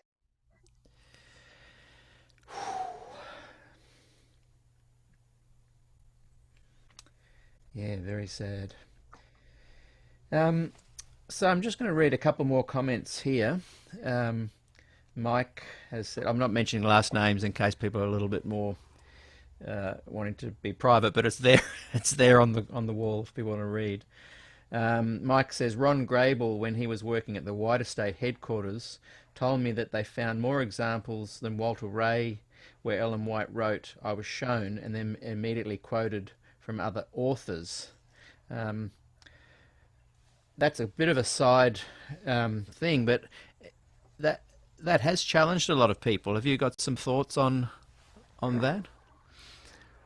As I said earlier, in connection with the "I was shown" statements, the plagiarism issues are things that I wish weren't there. I'm well aware that she wrote at a different time and not from a scholarly background, and that those constitute reasons for charity in her case. I choose to extend charity rather than do battle at that level. I would rather focus my criticisms at gross misunderstandings of Scripture, as I have tried to do, and do my best to let Ellen White have the benefit of certain doubts. I do know that as a little old lady in Avondale Road living at Sunnyside, she was respected and loved by her neighbours. She was sensible. When someone gave them a big basket of fish in appreciation for something that they'd done, and one of the household staff said, "I better go and bury it in the garden," Ellen White said, "No, it's good food. We'll find someone who'll appreciate it." You know, I know of many stories like that. A recent book that's just come out of Avondale by Marion de Berg, it gives a number of wonderful homely stories of a believable Ellen White. Yes, she and James weren't always happy together. She was not a good financial manager in many ways. And so the stories can go on, and I know many of them, Peter. But I like to think that I can be charitable in areas where there is a little bit of ambiguity, and I hope people will be as charitable with me. Yes. Yeah, I think a thread that runs through a lot of what you're talking about and the way you approach this is that you have a "there but for the grace of God go I" kind of attitude. So let's not be too judgmental, and let's try and find the good. You know, even though you've been very, very open and authentic and honest with certain statements, it shows to people that you can actually say, well, I don't believe that. Here's why. But boy, I still love hanging out with Adventists of all persuasions. Yes. I think that's very admirable. In fact, it's interesting, all the interviews, this is number 22, I think, for our for the Glacier View series, and there's another 22 that are on the podcast that are just audio. Particularly with this series, there is a really vibrant desire to kind of have this positive Adventism not be lost. And I certainly hope that people can grasp that and that it can run right the way up to the top. I'd love to see or hear our leaders in the SPD and the unions get up and speak with that kind of confidence and say, look, we accept all different kinds of Adventists. It would only take one sentence to kind of bring a lot of this tension to an end. It would, Peter. Many of us were very disappointed on the occasion of Des's death when intervention prevented us from having a memorial service here at College Church. I felt that was one of the last opportunities we would have to have done something that was healing, sending a message to people who've been hurt so consistently over so many decades. I wrote a very carefully expressed letter to the division president on this point. And I stand by every word that I wrote.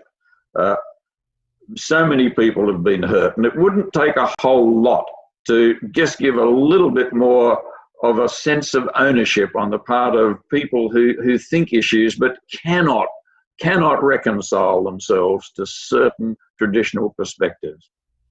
But as I say,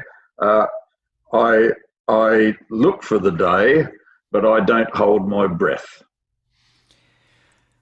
It's almost seeming to me like, because of the success of the suppression, that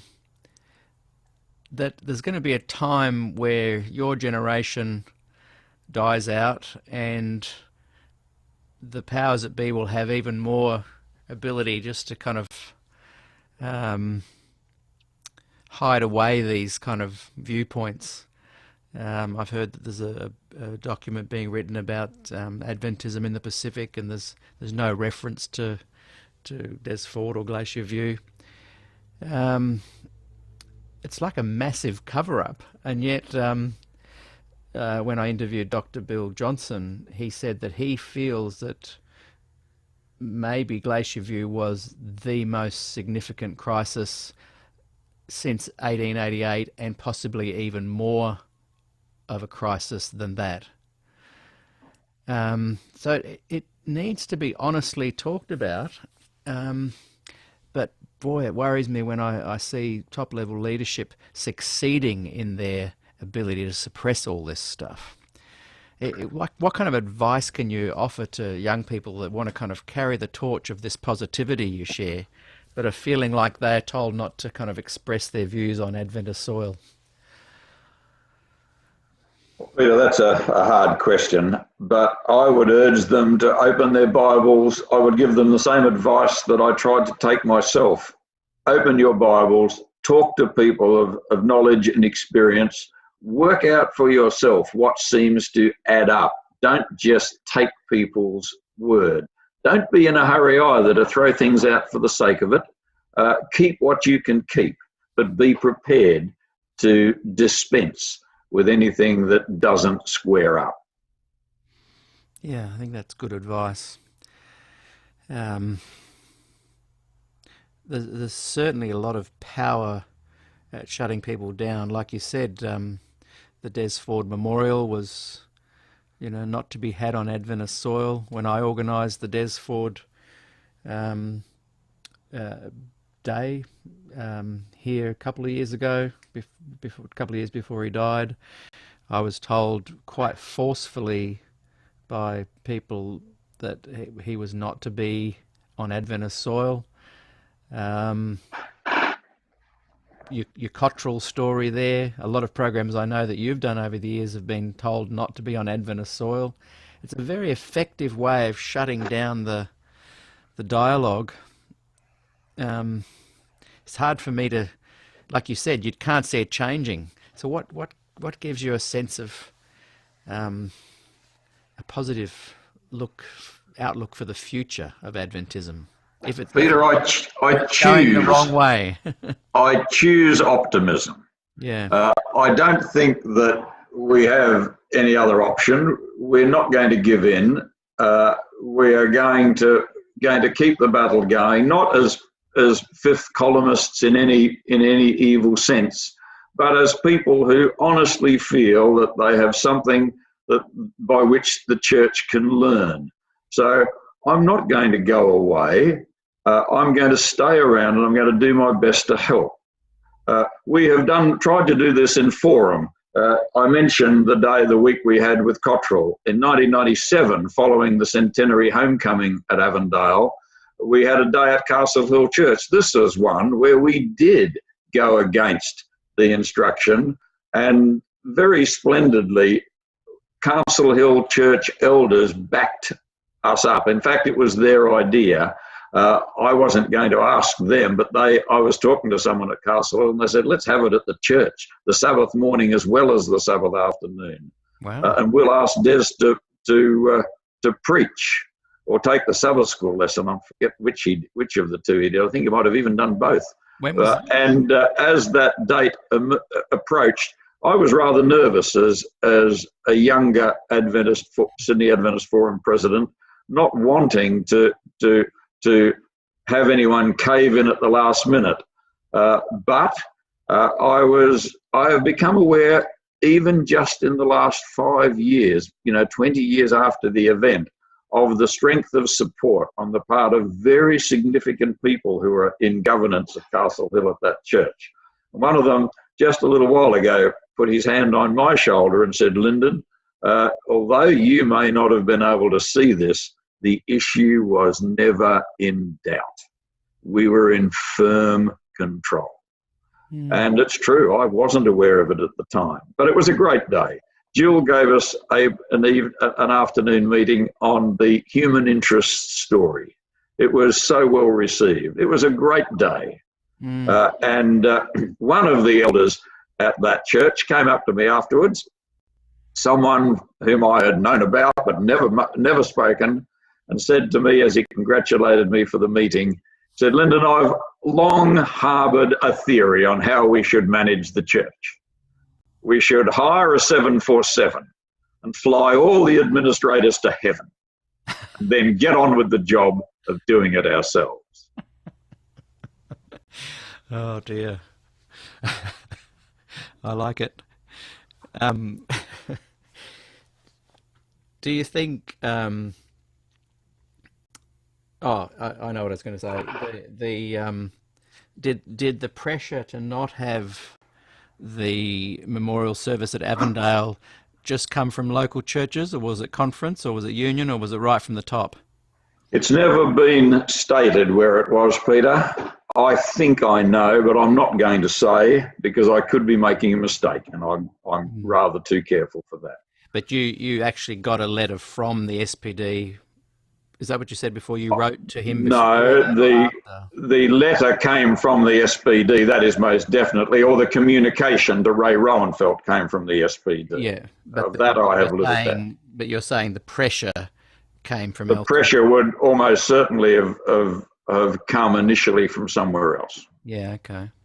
We chose not to hold some of our most significant meetings on Glacier View on church properties. We held one at Wyong Baptist. We held a couple at the Uniting Church in Morisset, the Church in the Trees where you held yours. Yeah.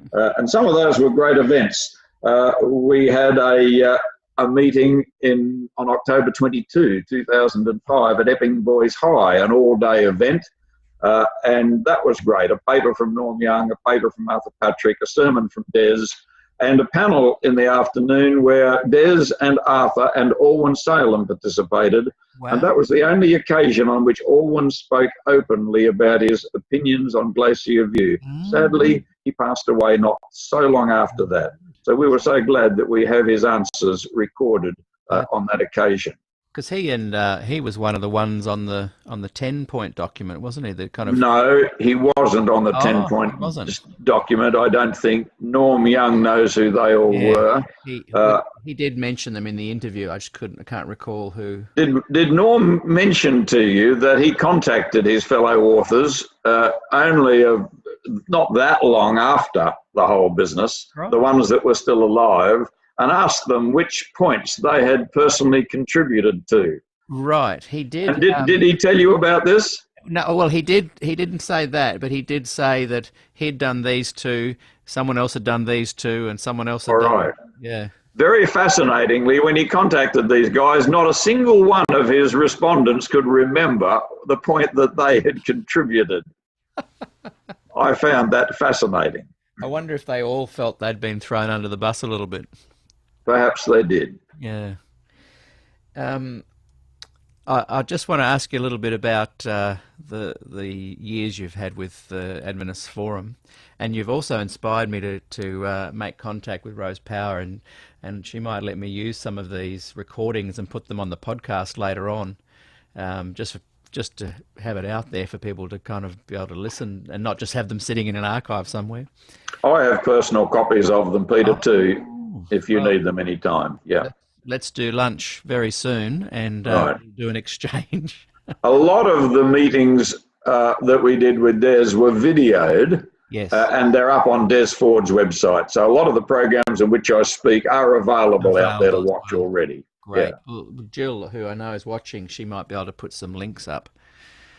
So over the last 25 years as the Sydney Adventist Forum President, you've planned and run quite a few programs. Some of them are all-day events, which have been centred around Glacier View, Dr. Ford and Sanctuary. And you've touched on this already, but just tell us a little bit more about these and your involvement. Well, I've mentioned a few of them already, but one of particular interest took place in the Church in the Trees, and it was in 2010. And this grew out of an idea. It was a 30-year memorial, if you like, of Glacier View, or a noting of the passing of 30 years. And the idea was actually Trevor Lloyd's, and I thought it was a brilliant one. In August, I think August 26, 1980, Des Ford wrote a letter to Keith Parmenter where he articulated the ways in which the consensus statement had agreed with his presentations. And in the October ministry, the letter was reproduced, if I remember correctly, with the consensus statement and with an anonymously written 4-page article basically contradicting Des's claim that the consensus statement reflected his thinking. And the genius of Trevor's suggestion was that here we were dealing with just 3 very manageable documents. The letter was 3 or 4 pages, the consensus document likewise, and the ministry article about the same. So we could read the consensus statement, we could look at Des's letter, and we could make our own idea up as to whether or not he had accurately represented it. We could look at the anonymously written article, and we could make up our mind on the basis of the consensus statement. We could ask people to read these things. We couldn't ask people to read Des's Glacier View manuscript because it was 1,000 pages. It would have been unmanageable. No audience would have been happy to stay for the time. But dealing with these smaller documents was very possible. To test our idea out, Trevor Lloyd and I independently went through the 12 points that Des had enumerated and gave him a judgment, 1 out of 10. Was he accurately representing the consensus statement? And we did the same for the anonymously written article. Was it representing the consensus statement? In 1 or 2 of those points, the consensus statement actually speaks through both sides of its mouth, and both could claim almost equal adherence to it. So we marked them 5 each. Then we got on the phone at the end of the week, and I gave him my scores and he gave me his, and we were astonished at the congruence of our assessments. Basically, from memory, we gave Des about 90% and the article about 10. We were trying our best to be even-handed and very fair. So we thought, all right, let's set up a jury. So we set up a jury with a couple of people who didn't know much about the issue at all, deliberately chosen. Yes, there were a couple of very pro-Des people there. And one, I remember, stuck his hand up for Des every time without even thinking about the issue. And perhaps that may not have been the best thing for people to see, but it was a great show of loyalty. But again, the votes came out rather similarly. Now, that was a very interesting program. It's a manageable task, and I would challenge anybody to do that today if they feel they've got the time and can find the October 1980 ministry. But yes, and very, very telling it was. Yes. There was no wonder that this article was anonymous. I certainly wouldn't have wanted to put my name to it. That's a very creative and fun and informative little exercise you did there. It did go well, and we had Arthur Patrick there, and periodically Arthur Patrick would, dressed as one of the pioneers, would articulate some traditional perspective and help the day along. It was a fun day. And that one is on YouTube, do you think? I think it is. Yeah, we might be able to ask Jill to put in a link below. That would be very interesting. Yeah. Mike has written that this interview needs to be shared with every Adventist. So that's a really encouraging comment there that highlights how much I value and have appreciated you taking the time today.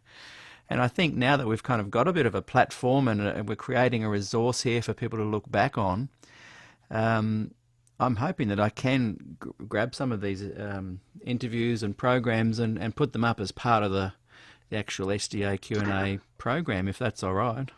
Peter, I'll help you with everything that you want. I'm afraid I'm such a Luddite that most of my stuff is actually in written textual form. I have the scripts for a lot of these things and the papers that were presented. For today's audience, those don't hold as much interest, I know, as a good video. But fortunately, a lot of them were recorded. And as I say, Jill, I'm sure, could direct us. Yeah. And I have copies of some of them myself. As well. Well, we will definitely catch up very soon, and I look forward to presenting some of that material here as well. Is there anything you'd like to kind of close with and share with us? Maybe some erudite advice for the church moving forward? I won't give any erudite advice, Peter, because I'm not erudite, but there is one quotation that perhaps I could leave with you and anyone who is listening. I found this to be an astonishing quotation. On the occasion of his 80th birthday, Des received a lot of letters from people who couldn't attend the party. One of the most splendid was from Eric Magnuson. We don't have time for me to read it, sadly, because it's 2 pages long. But one was from Bert Haloviak, who for many years, as you know, was the General Conference archivist. And he writes, see if the attached that I recently found in Wilson correspondence adds anything to your 80th. So this is Neil Wilson to Robert Pearson, the previous General Conference president, February 4, 1980. Des Ford is working hard on the assignment that we have given him.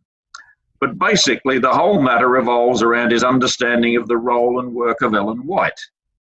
He unfortunately does not consider Ellen White to be authoritative in the areas of doctrinal theology and does not consider that she has teaching authority comparable to prophets that are in Scripture.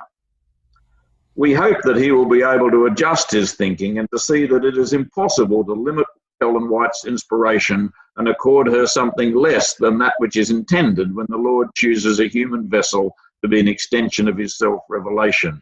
He needs our prayers.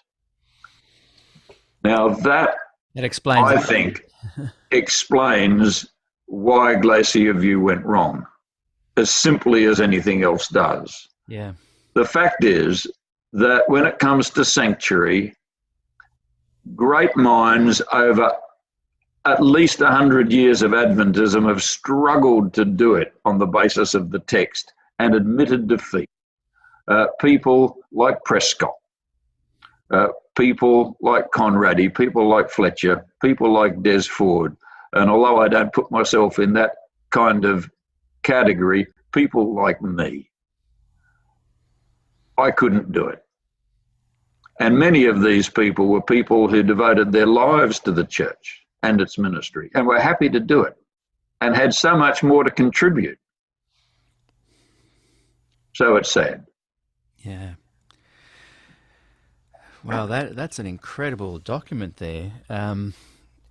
Does Jill have a copy of that? Do you know? Yes, she most certainly does. I wonder if she's got. I wonder if she's got a digital copy of that. Because yes, I'm sure she would. It was shared with Arthur Patrick and myself soon after it arrived, and Arthur looked at it.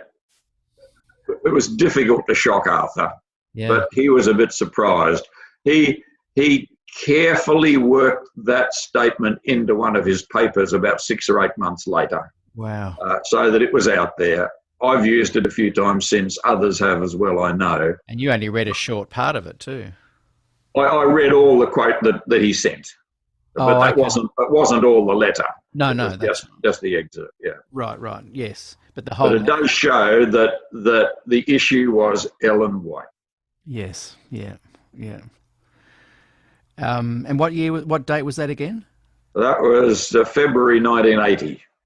Just after Des had been set to work, preparing the Glacier View document. And that explains everything, and that's why I'm just kind of just drilling a bit into it, because I think that is a very important document to understand why Des had already lost before Glacier View had even happened. Yeah. Yeah. Well, Lynden, thank you so much for giving us your time today. It's been a romp of a conversation. I've really enjoyed it, and I really appreciate your time, and look forward to catching up with you again soon. Thank you, Peter. It's been fun participating, and I wish the series all the very best. I think it will do a lot of good getting some of these issues out there, and help as one factor that will make it even more difficult to sweep it continually under the carpet. Yeah, yeah. Till next time. Thanks.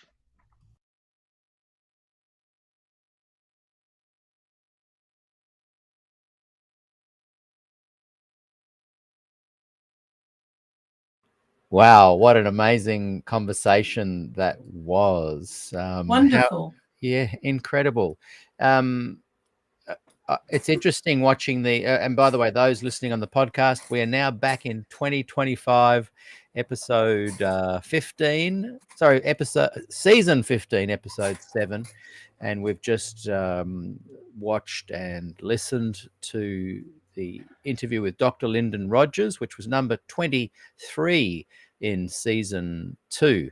And we are reposting and putting them together now on YouTube, and lots of interesting comments there. You were mentioned a lot as well, Gillian, and so Gillian and Des Ford shook the church, and the reverberations 45 years later, post Glacier View, are still going around the globe. So give us your immediate impression of that interview, Gillian. I was just looking at the feed and all these people saying, "Hello, Gillian. Hello." Yes. I just want you to know that I went along for the ride. Hey, That's caused all the trouble, not me. no, we know that. Yeah. We know that's not true. In fact, I like the way you contributed to this story then and now. Oh, before you just talk a little bit more about Lynden, 10 volumes are soon to be available. 9 are. The 10th one is finished, getting proofread, and I got my copy. Thank you very much. Did you like it? Do you know what? It's probably my favorite of all of them. It's the most and I love them all. one. It suddenly tied everything together, and I love it. It's a very good read. Thank you, Gillian, for all your hard work. So Now look, I have put when will it it up. be on available for sale? Well, I've put it up. It'll be available in a few days. But for people who are very punctilious about grammar, about punctuation, it hasn't been proved. I've read it twice. It won't be too bad. Usually the corrections are commas and American. Because we swivel around, I've just done in between, redone Des's thesis, which is even bigger than this one. That's in American style. This one's in British style. So working out how to spell fulfillment and quite a few other words, I might get some of those wrong. But anyway. There it is. And I did this, I don't know how this happens, but I actually did the idea for it in 3 months. I was given 3 significant articles, and it sort of goes from there, because then I go looking for other stuff. So yeah, I think this one is well, they do build on each other in one way. You could 10 wouldn't have been my favorite if it hadn't been the it's the build up. If the other 9 weren't building up to it. It's literally like watching a whole season of football, and that's the grand final, and so there's an extra amount of excitement to it and relevance to it. And yeah, well done, Gillian. It's such a So 1 and 2, 1 was basically articles we wrote about Glacier View over the years. And there was another article I found later that should have gone in volume 1, but you know, if I did it a different way, I would have done it in different order. It would have been more organized, but it's not too bad. And everyone, so it's sort of flatline. It's sort of what happened and how we wrote about it. The letters I wrote from Glacier View, and then we wrote a book about a year and a half later. I haven't got that one with me, but can't think of the name of it. Anyway, I've published that, and so on. And so at different periods we wrote stuff. And then in volume 2, I started putting in, and I thought that was going to be it. I started putting in the documentation from other people, articles from other people. And Spectrum and Adventist Today both basically let me publish whatever I liked, which was an amazing thing. I never expected it. You know, I thought I might be able to borrow a bit from this article, but no. And so people had written stuff that sort of supported what I was saying. I had permission to publish it as long as I sort of said where it came from, which was, you know, just amazing when you think about it. So 1 and 2 was the supporting evidence from people like Ray Cottrell, and a lot of other people came in. It's not just the documents I had. I had 50 boxes of documents that I had scanned. And then, but afterwards, with the Spectrum articles and things that were uniquely written for this series, I've had many, many people contribute. So yes, yeah, and that's what every gives it the time extra edge. somebody would send me, I think it was volume 6, John Den sent me an article that he'd written for Spectrum, but Spectrum didn't publish it. We didn't know that they weren't going to publish it, but he got me going on volume 3, and then everything else starts coming in. It's a really strange experience that one thing comes, I know I'm going to write a book, and then when I get to the end, I know I've done it anyway. And the thing that started this article, and I've got it up here, is that on April the 28th, when we were actually on with Harry Ballas and listening to, he mentioned an interview that he'd done with Des in the 1988, April 1988, when Des would have been out here.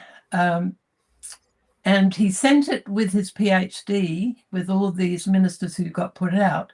But because it was the odd document, it was a different type. This was the reason why most of these other people had left. They didn't put it in. So I said, well, if you give it to me, I didn't have anything else at that point, thought I was finished, I will write volume 10. And by the time I actually got it, because Harry went to... That's right. You know, he went overseas. Overseas. It was 2 months and I'd done 400 pages. And I had other stuff. But anyway, I do tend to go on, so I better be quiet. You asked me what you want to know. Quick question. Jude asks, where can we purchase it, Gillian? Well, they're on Amazon. And look, this is a book that's 580 pages, and pretty much Amazon sets the price. And they include all the photos and everything as well, don't they? Yeah. Yeah. As in, sorry, what I meant to say was, is it available as a Kindle? No, it is too complicated. And this is a massive amount of work. Yeah. And so you buy it and they freight it to you. That's right. Yeah. Yeah. And a listening ear wrote, thank you to Dr. Rogers for a positive and honest message. Yeah. Andy Mack writes, I need to get all these books. My collection is huge already, but she wants to get more. I love it. Well, they're only 13 inches thick now. Jude says, Des would be so proud of you, Gillian. Well done. I think he'd be amazed. Yeah. That I'd bother. She adds, Gillian, you rock, lady, and we support you. Well, thank you very much. That's very kind of you. Gospel Adventist says Gillian is awesome. So yeah, lots of great support there. And as I said, it's an incredible series. And Well, just one more thing, mm, and this is how things work. I feel it's a providence because of the way stuff comes in, and I think the only gift I've really got is organizing stuff, and a lot of this is done in the background because I end up and I read it. And Milton said to me, "This book is highly organized." Well, don't ask me how it happens. It's all in the background, and I think that's really the main gift that I've got. And I get that because my father's family, I come from a clan of silk weavers. So they made tapestries, and that's sort of what that's what I you can do. Yeah, I Yeah. love it. Yeah. Yeah, I love it. Anyway, I just want to tell you this one thing, and I might have told you before, but it ended up, I decided I'd do another little book, and I've put that up as well.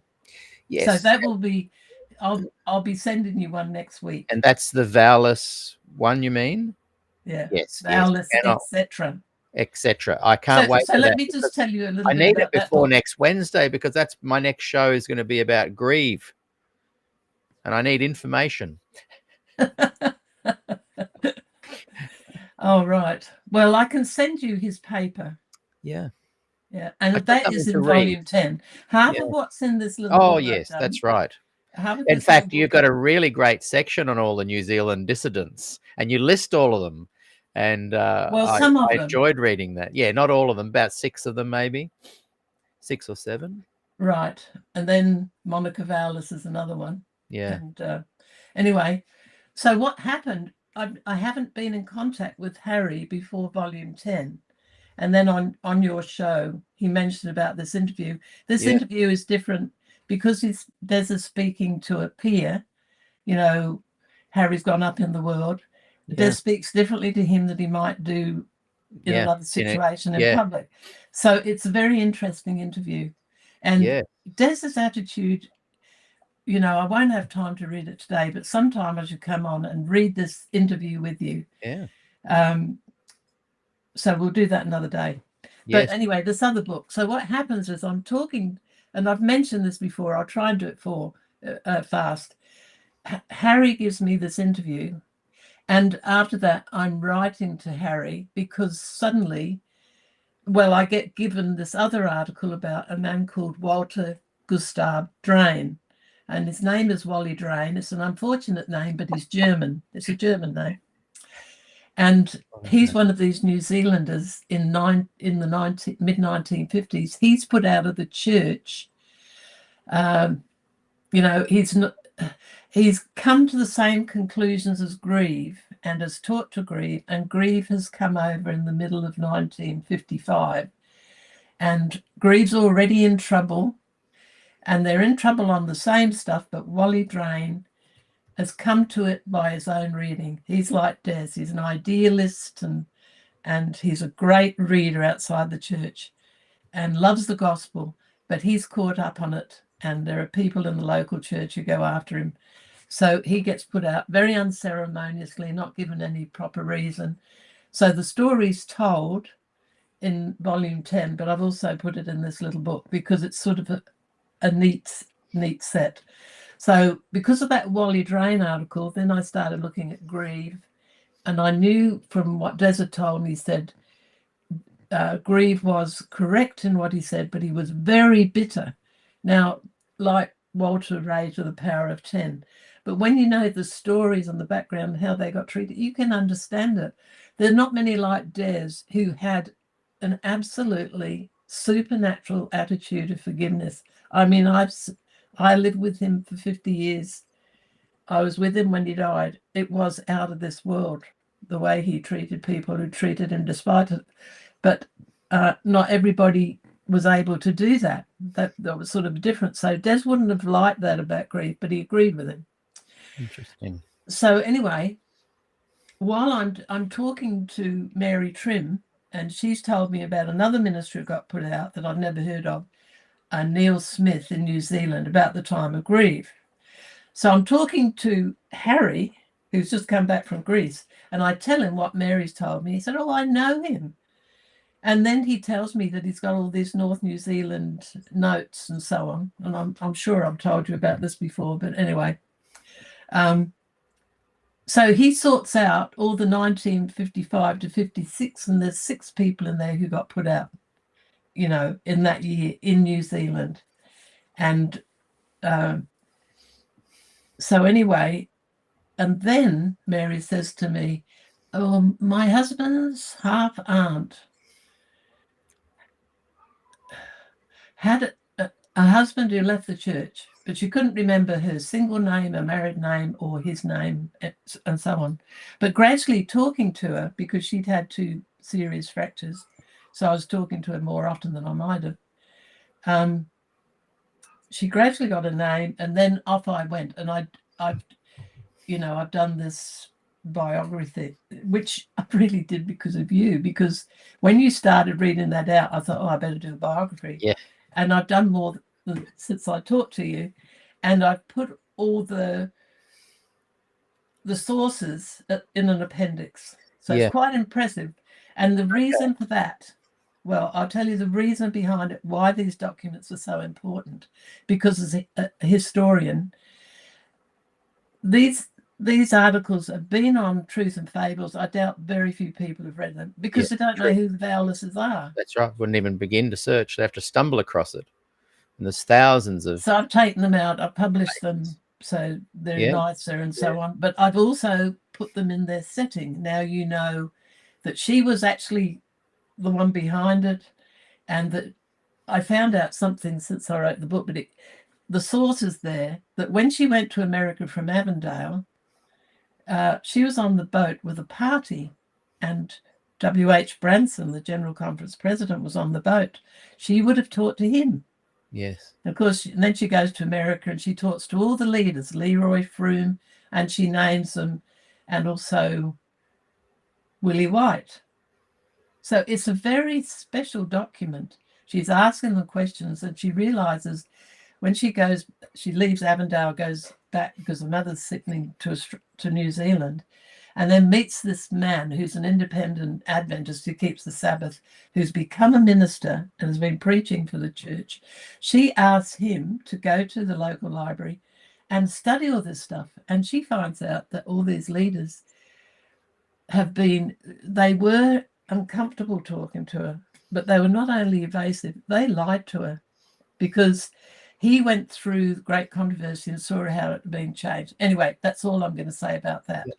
What I might do is actually wait until I get the actual book, because I can read from the book and flick through and prepare for the next one. It will promote the book at the same time as me reading out, because you have included the actual, like what I read out last week and the week before, that's in the book as well, isn't it? That is in the appendix, I think, those open letters and whatnot. Well, I haven't put everything in, but I've got the Vowless couple and the biography. Then I've got Basil Barnard, which I put in at the end. Yeah. Because I found that in the Good News article about the Vowlesses, they also had a chapter about Basil Barnard, who's a name I've heard of. Des used to talk about him. He was in the 1940s, but he didn't die till 2009 when he was an old man. Wow. But he did the ministry in the 1940s, and when he finished it. He was a very clever man, not related to the other Barnards that we know. He decided not to go into the ministry because he didn't believe in the sanctuary doctrine. And after he died, this 2009, when this Wally Drain issue comes out, it's mainly about him, they put in, Boris Dobra wrote an article about Basil Barnard, and he put in 4 brochures that he's written. So I've put those in after the Vowlesses. Then I put Wally Drain, who didn't really write a lot. And then I put in Greaves' paper that he wrote after he was put out. Now, the reason this book is so important, bye-bye, and here's why, is because if you're struggling over what these issues are, and it's Ellen White, justification by faith, the cleansing of the sanctuary, investigative judgment, and what's the other one? I'll think of it in a minute. 4 big things that have always been a problem. Yes. And you know, I've called it in the volume 10. I've got all these sections called the light bearers, and the issues are not always the same. And I Yeah. wouldn't necessarily agree with all of them, but people come out, and then the candle snuffers come in, and they just shut them down. Yes, They will yes. not explain to them, and the treatment is always the same. Always the same. So this is like a precursor of what happened at Glacier Yeah. View, Yeah. which on the surface looks not too bad, because this was in public, it was in Newsweek and Time, etc., Christianity Today. So Yeah.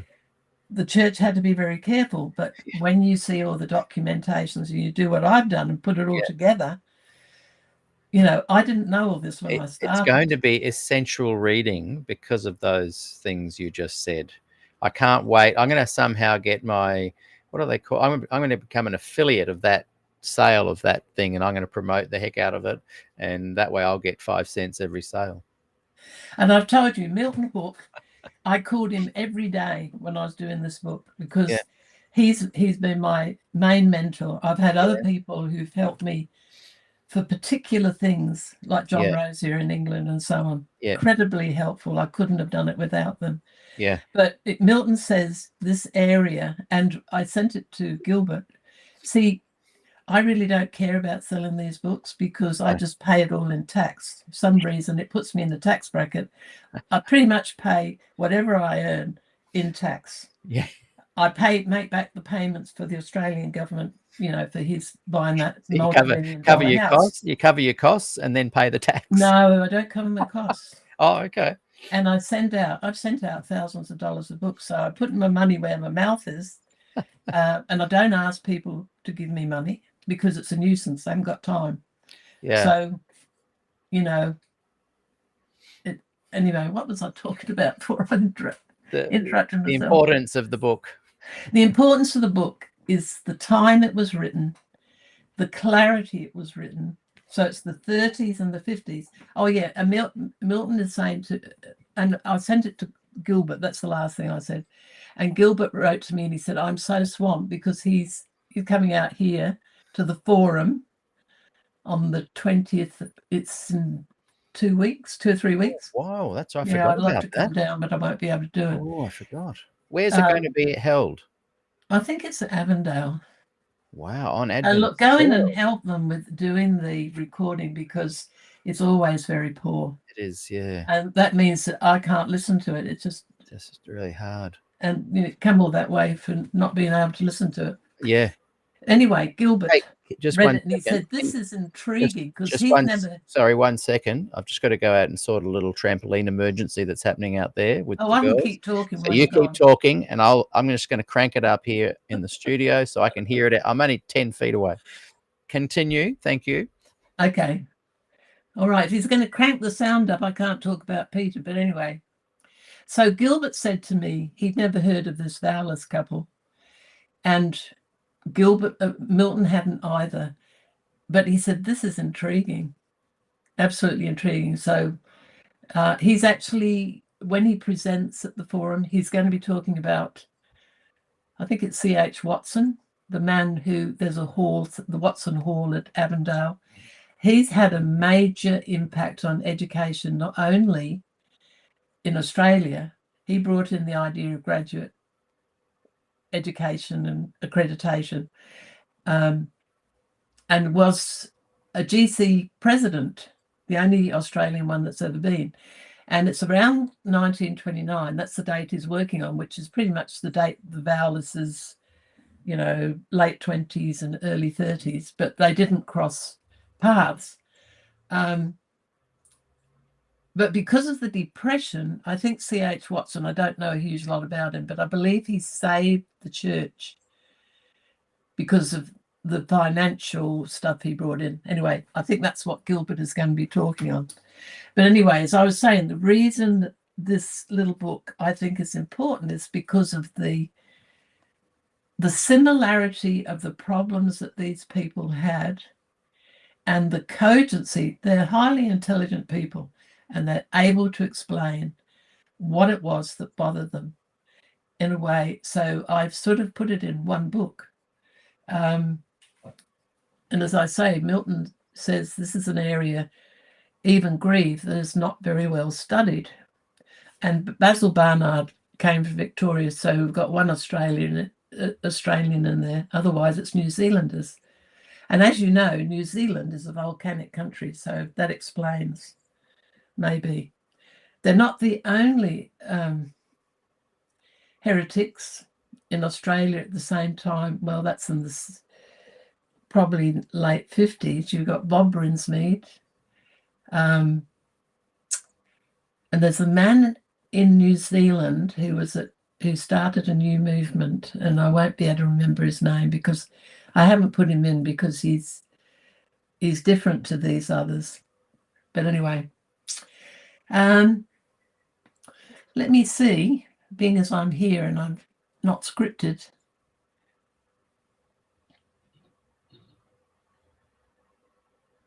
I'll just start reading you this interview. I might not get very far before the crisis is dealt with.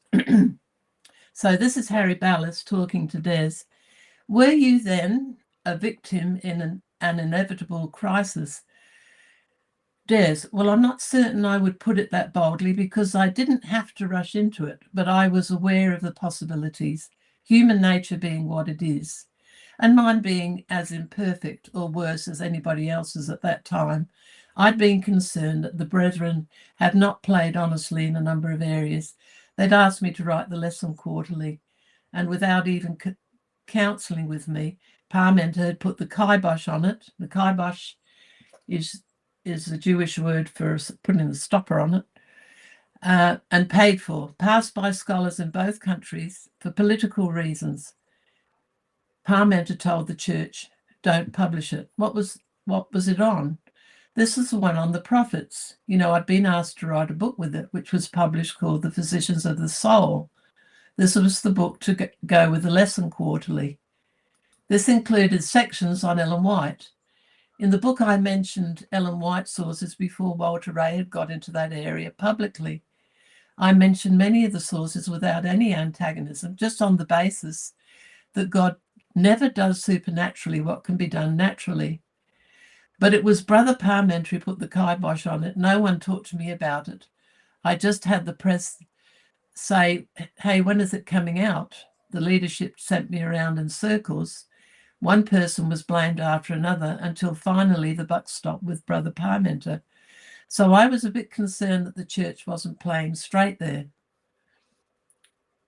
Second, Brother Parmenter had promised me before I left Australia, here's one of those typos you'll find, I've put felt instead of left, that I was coming back to Avondale. I did not accede to leaving for America until I had that assurance.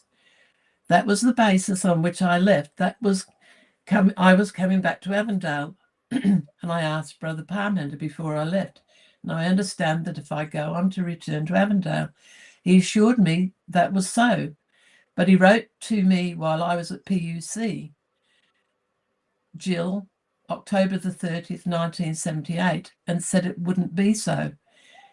If I was coming back, I wouldn't be at Avondale. So I felt there were some things there that were not altogether straightforward. And probably that influenced my carnal nature, and having protested to the brethren that the talk could only cause a stir, instead of persisting in that conviction and refusing to go ahead, I went ahead. And Des is talking about the forum meeting there. Well, I ran out of talk and panic, so I read a bit of this interview, which you already know, but never mind. How did the crisis go? All good. Sometimes they get too many of them on the trampoline. And I could hear a little bit of potential. A war was starting. Yeah, I managed to head it off at the pass.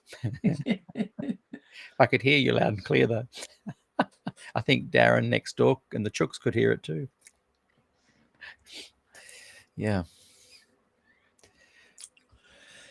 Anyway, I've sort of finished on that book. With the so it's got a practical use because, you know, I've just started listening because of Carol Pratt, who's listened to all of these, to the Ryan Day Alan Davis and his other friend talking about the investigative judgment, and they are doing a very good job. So my books are not the only source, Yeah. but they're really written as a historical source book. You know, it's all the sources, it's all the letters, and all the documents and other people's opinions who are saying the same thing. What have you called it again? Bye bye. And here's why. And here's why. Bye bye. Here's why. And then I've given a list of who's in it. Yeah, yeah, yeah. So I don't think you'll be able to find it on Amazon for a few days, but because I only put it on the night before last. yeah. And I will wait until it comes out, and I'm going to use that as my reference point for episodes on the New Zealanders. Now we're going to. Well, I was supposed to get it Sunday. If I posted it Monday and posted it Express, there's just a chance you'll get it. Is that all right? That'd be brilliant. Yeah. I'm doing a show next week on the meetings at the AUC that are going down right now. Oh, right. And that's going to be very interesting because essentially, I won't even go into it now. I'll wait till we do the show, but it's not good. It's not good news. The leadership are doing exactly what they always do, kick the can down the road. But what I'm saying is I do have in my mind planned a show on this topic, but if not, I can find something else. Now, so do we know the AUC president yet? Yes, Brendan Pratt. Oh, okay. My neighbour's brother. And essentially, they're not going to do anything about women's ordination, and they've pushed it to the next. Well, he was at homecoming, at 2027. Yeah, he was at homecoming, and I was told by two people who were there that his sermon was terrible. I'm sorry to say it on the line. Dear, oh dear.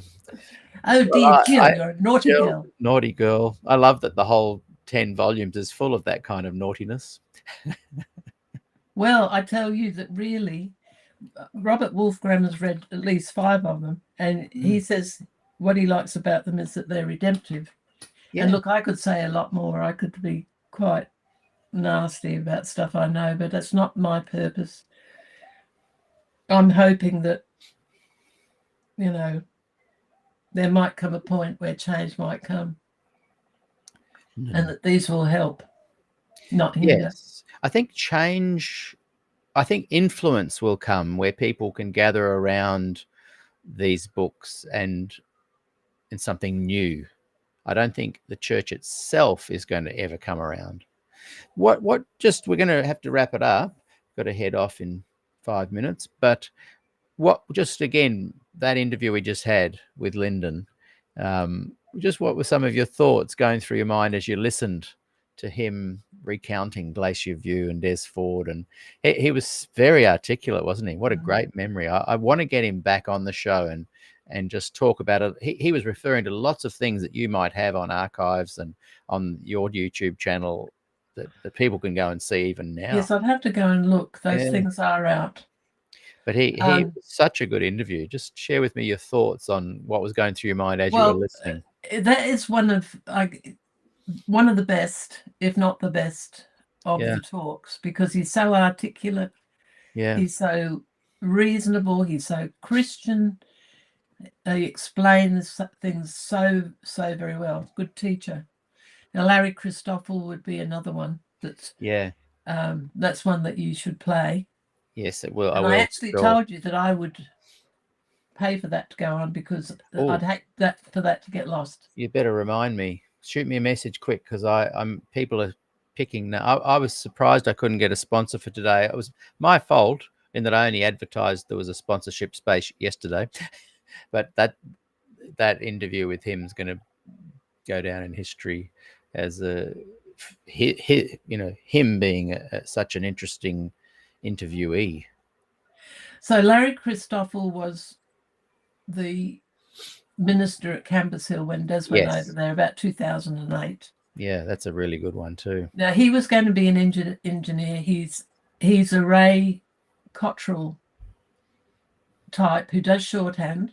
Yes. He actually went in and read the all the notes, the archive notes of the 4 meetings at Glacier View. Right. Yeah. So he, you know, he yeah. wrote down his own Yeah. shorthand notes, and typed them out. I put them. I don't know whether I put it in. There's another thing I want to say to you, but I do repeat myself. So, okay, that's volume 9, and that's volume 10. It might be in there, but anyway, I've also updated my index of what's in which book because I can't remember, and it's now 55 pages. Just the index. I love it. Oh, So you can look up, like with Des, it's easy because I've got all his articles in alphabetical order, and then I've got all the letters in date order. Right. So if I want to find the Grieve stuff, I just look up Grieve, and it'll tell me which volume and page it's. It'd be better to. I mean, you can print it off and keep it, but it'd be much better to search it online and just put in Grieve, and eventually it will take you through good, where Grieve's there. Yeah. Okay. But I was just going to tell you one other thing about that. With John Rosier, it's a bit more confusing because so much of what he's done is on blogs or Facebook or emails that I haven't made that division. I've largely gone, it's not alphabetical, it's largely in date order. Right. So it's a bit harder with John Rosier's stuff you've got to read through it to find it. Yeah, okay. Yeah. But anyway, I've sort of done, I've done everything I could to make this stuff accessible. And ultimately, I'll put it online. I don't want to do it yet. I'd sort of like to be close to death so I can't get into trouble. And of course, I showed you this one. Yes, that's just come out too. Yeah. Yeah. That's the one that took place in Manchester. Is that right? That's right. Yes, I really want to get a copy of that one. That's largely about one. Mark 13. Yes. And 2 Thessalonians, and it's about the Son of Man, and the Son of Man. The term "the Son of Man" is the opposite of the abomination of desolation, which is Antichrist. So these are two opposite figures. That's what this is about. And I sort of wanted to redo this because if the church really wants to change, they need to read this book. The one you just held up. Yeah. Yes. And I told you about half of it. I want to do a whole show on that book.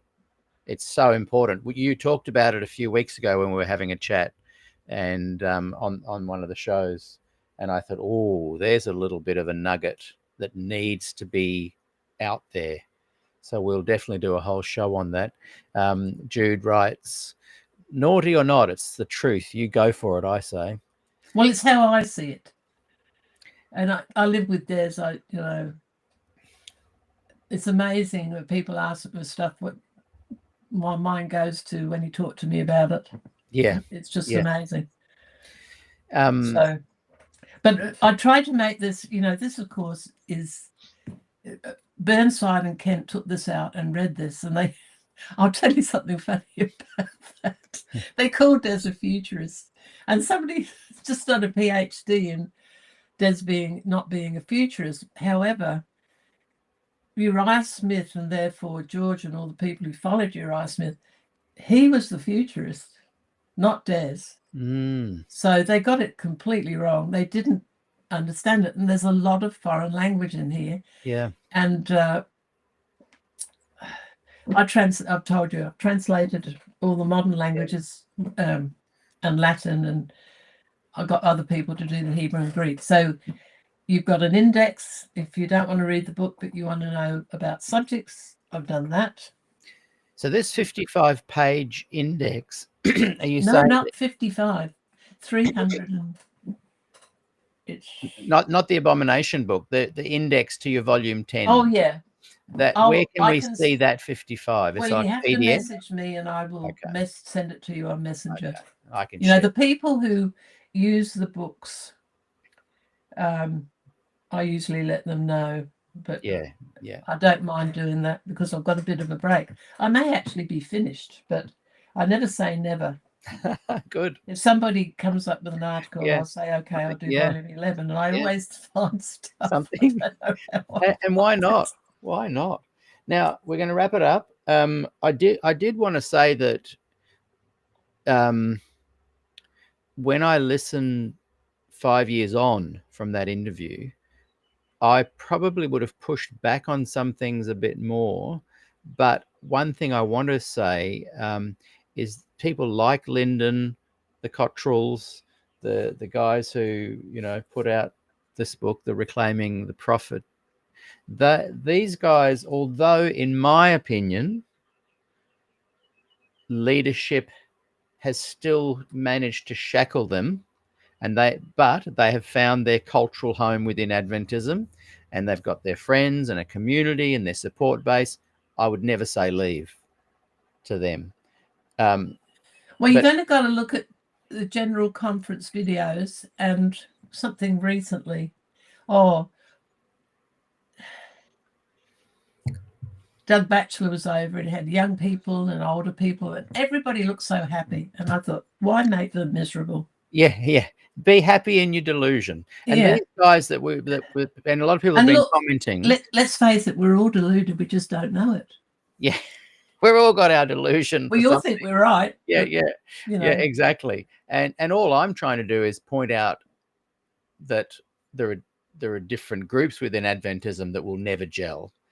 There is a leadership, systematic way of dealing with any kind of narrative that's looking like asking questions or questioning certain things. That kind of systematic leadership, suppression, marginalization, cancellation, I see that as wrong. It's not even in a situation of what do you believe, what don't you believe, which is right. That sort of stuff I don't even care about. What people believe, it's the suppression of people sharing their beliefs that worries me. But when I listen to people like Lynden Rogers and all the guys in the book from that compiled this book, and I can see that they have stayed, and I see in the comments people are saying, oh, you guys have got cognitive dissonance, the ones that stayed, and all of that stuff, and I hear what they're saying. But I do want to say that I greatly thank people like Dr. Rogers, Gil Valentine, Denny 14, John Butler, George Knight, all these guys that have pushed the limits but couldn't leave themselves. That's okay. But I just want to say to those who are criticizing them that these are guys that led a kind of a path for the rest of us to go, do we want to stay or leave, and normalized it. And so I thank them for that. I don't want to criticize them for not leaving. They've stayed, they've weighed up the data and drawn their own conclusions. That I respect that. But they really cut a path for others to say, hey, I may not stay. Thank you for the information you've given us. And the information that Lynden Rogers gave in that interview that we just watched is astounding and important. And I really thank him for coming on the show. And I thank you, Gillian, for all the amazing work that you have done and do, and you're still as vibrant as ever. And we're going to leave it there, but we'll get you back on the show next week or the week after. Can I say one thing, or have you got to go? I'm going to let you close, and then I will say farewell. Now, in New Zealand, in about 2019, the New Zealand conference president was put out. No job to go to. When was that? 2019. Right. Wow. Now, the only reason I knew about this is because of dealing with Harry. Because he'd gone to New Zealand and he knew this person and he'd urged him to go to college in 1980. This is a gospel person. And so I found him on Facebook and I wrote to him because I feel terribly, I wouldn't have done this stuff if it wasn't for the way the church treats people. And, Des could stand up for himself, and he was almost heavenly in his attitude. So I didn't have to worry about Des. Yeah. But some people, they lose their job, there's no job to go to, and it's suddenly like falling over a cliff. And often they're innocent. There's a political reason for it. There was in that case. And what the church does is they'll give a payout, but they'll bring in all these non-disclosure clauses so that you can't even talk about what the accusations were, and you're not called in on the meeting Yeah. to answer them. They're not true, but you can't. Yes, so unfair. So the other person who was involved was the problem. Yes. But he ended up with a job at GC. What? Can we say who these people are? It's pretty public knowledge, isn't it? Well, let me think about it. Yeah. But you imagine how you'd feel. You worked since 1980. You're a president. You're trying to protect workers, and about 4 of them left because it wasn't dealt with. But the other person who's the bully has got friends. It goes to the GC. And so they blame the conference president as having a nasty attitude. Doesn't have a nasty attitude. He's known as being as gentle as a lamb. Just one big boys club, isn't it? He doesn't get a job, but the other man goes upstairs. And I don't think I've broken any promises, but that story can be repeated over and over again. Yeah.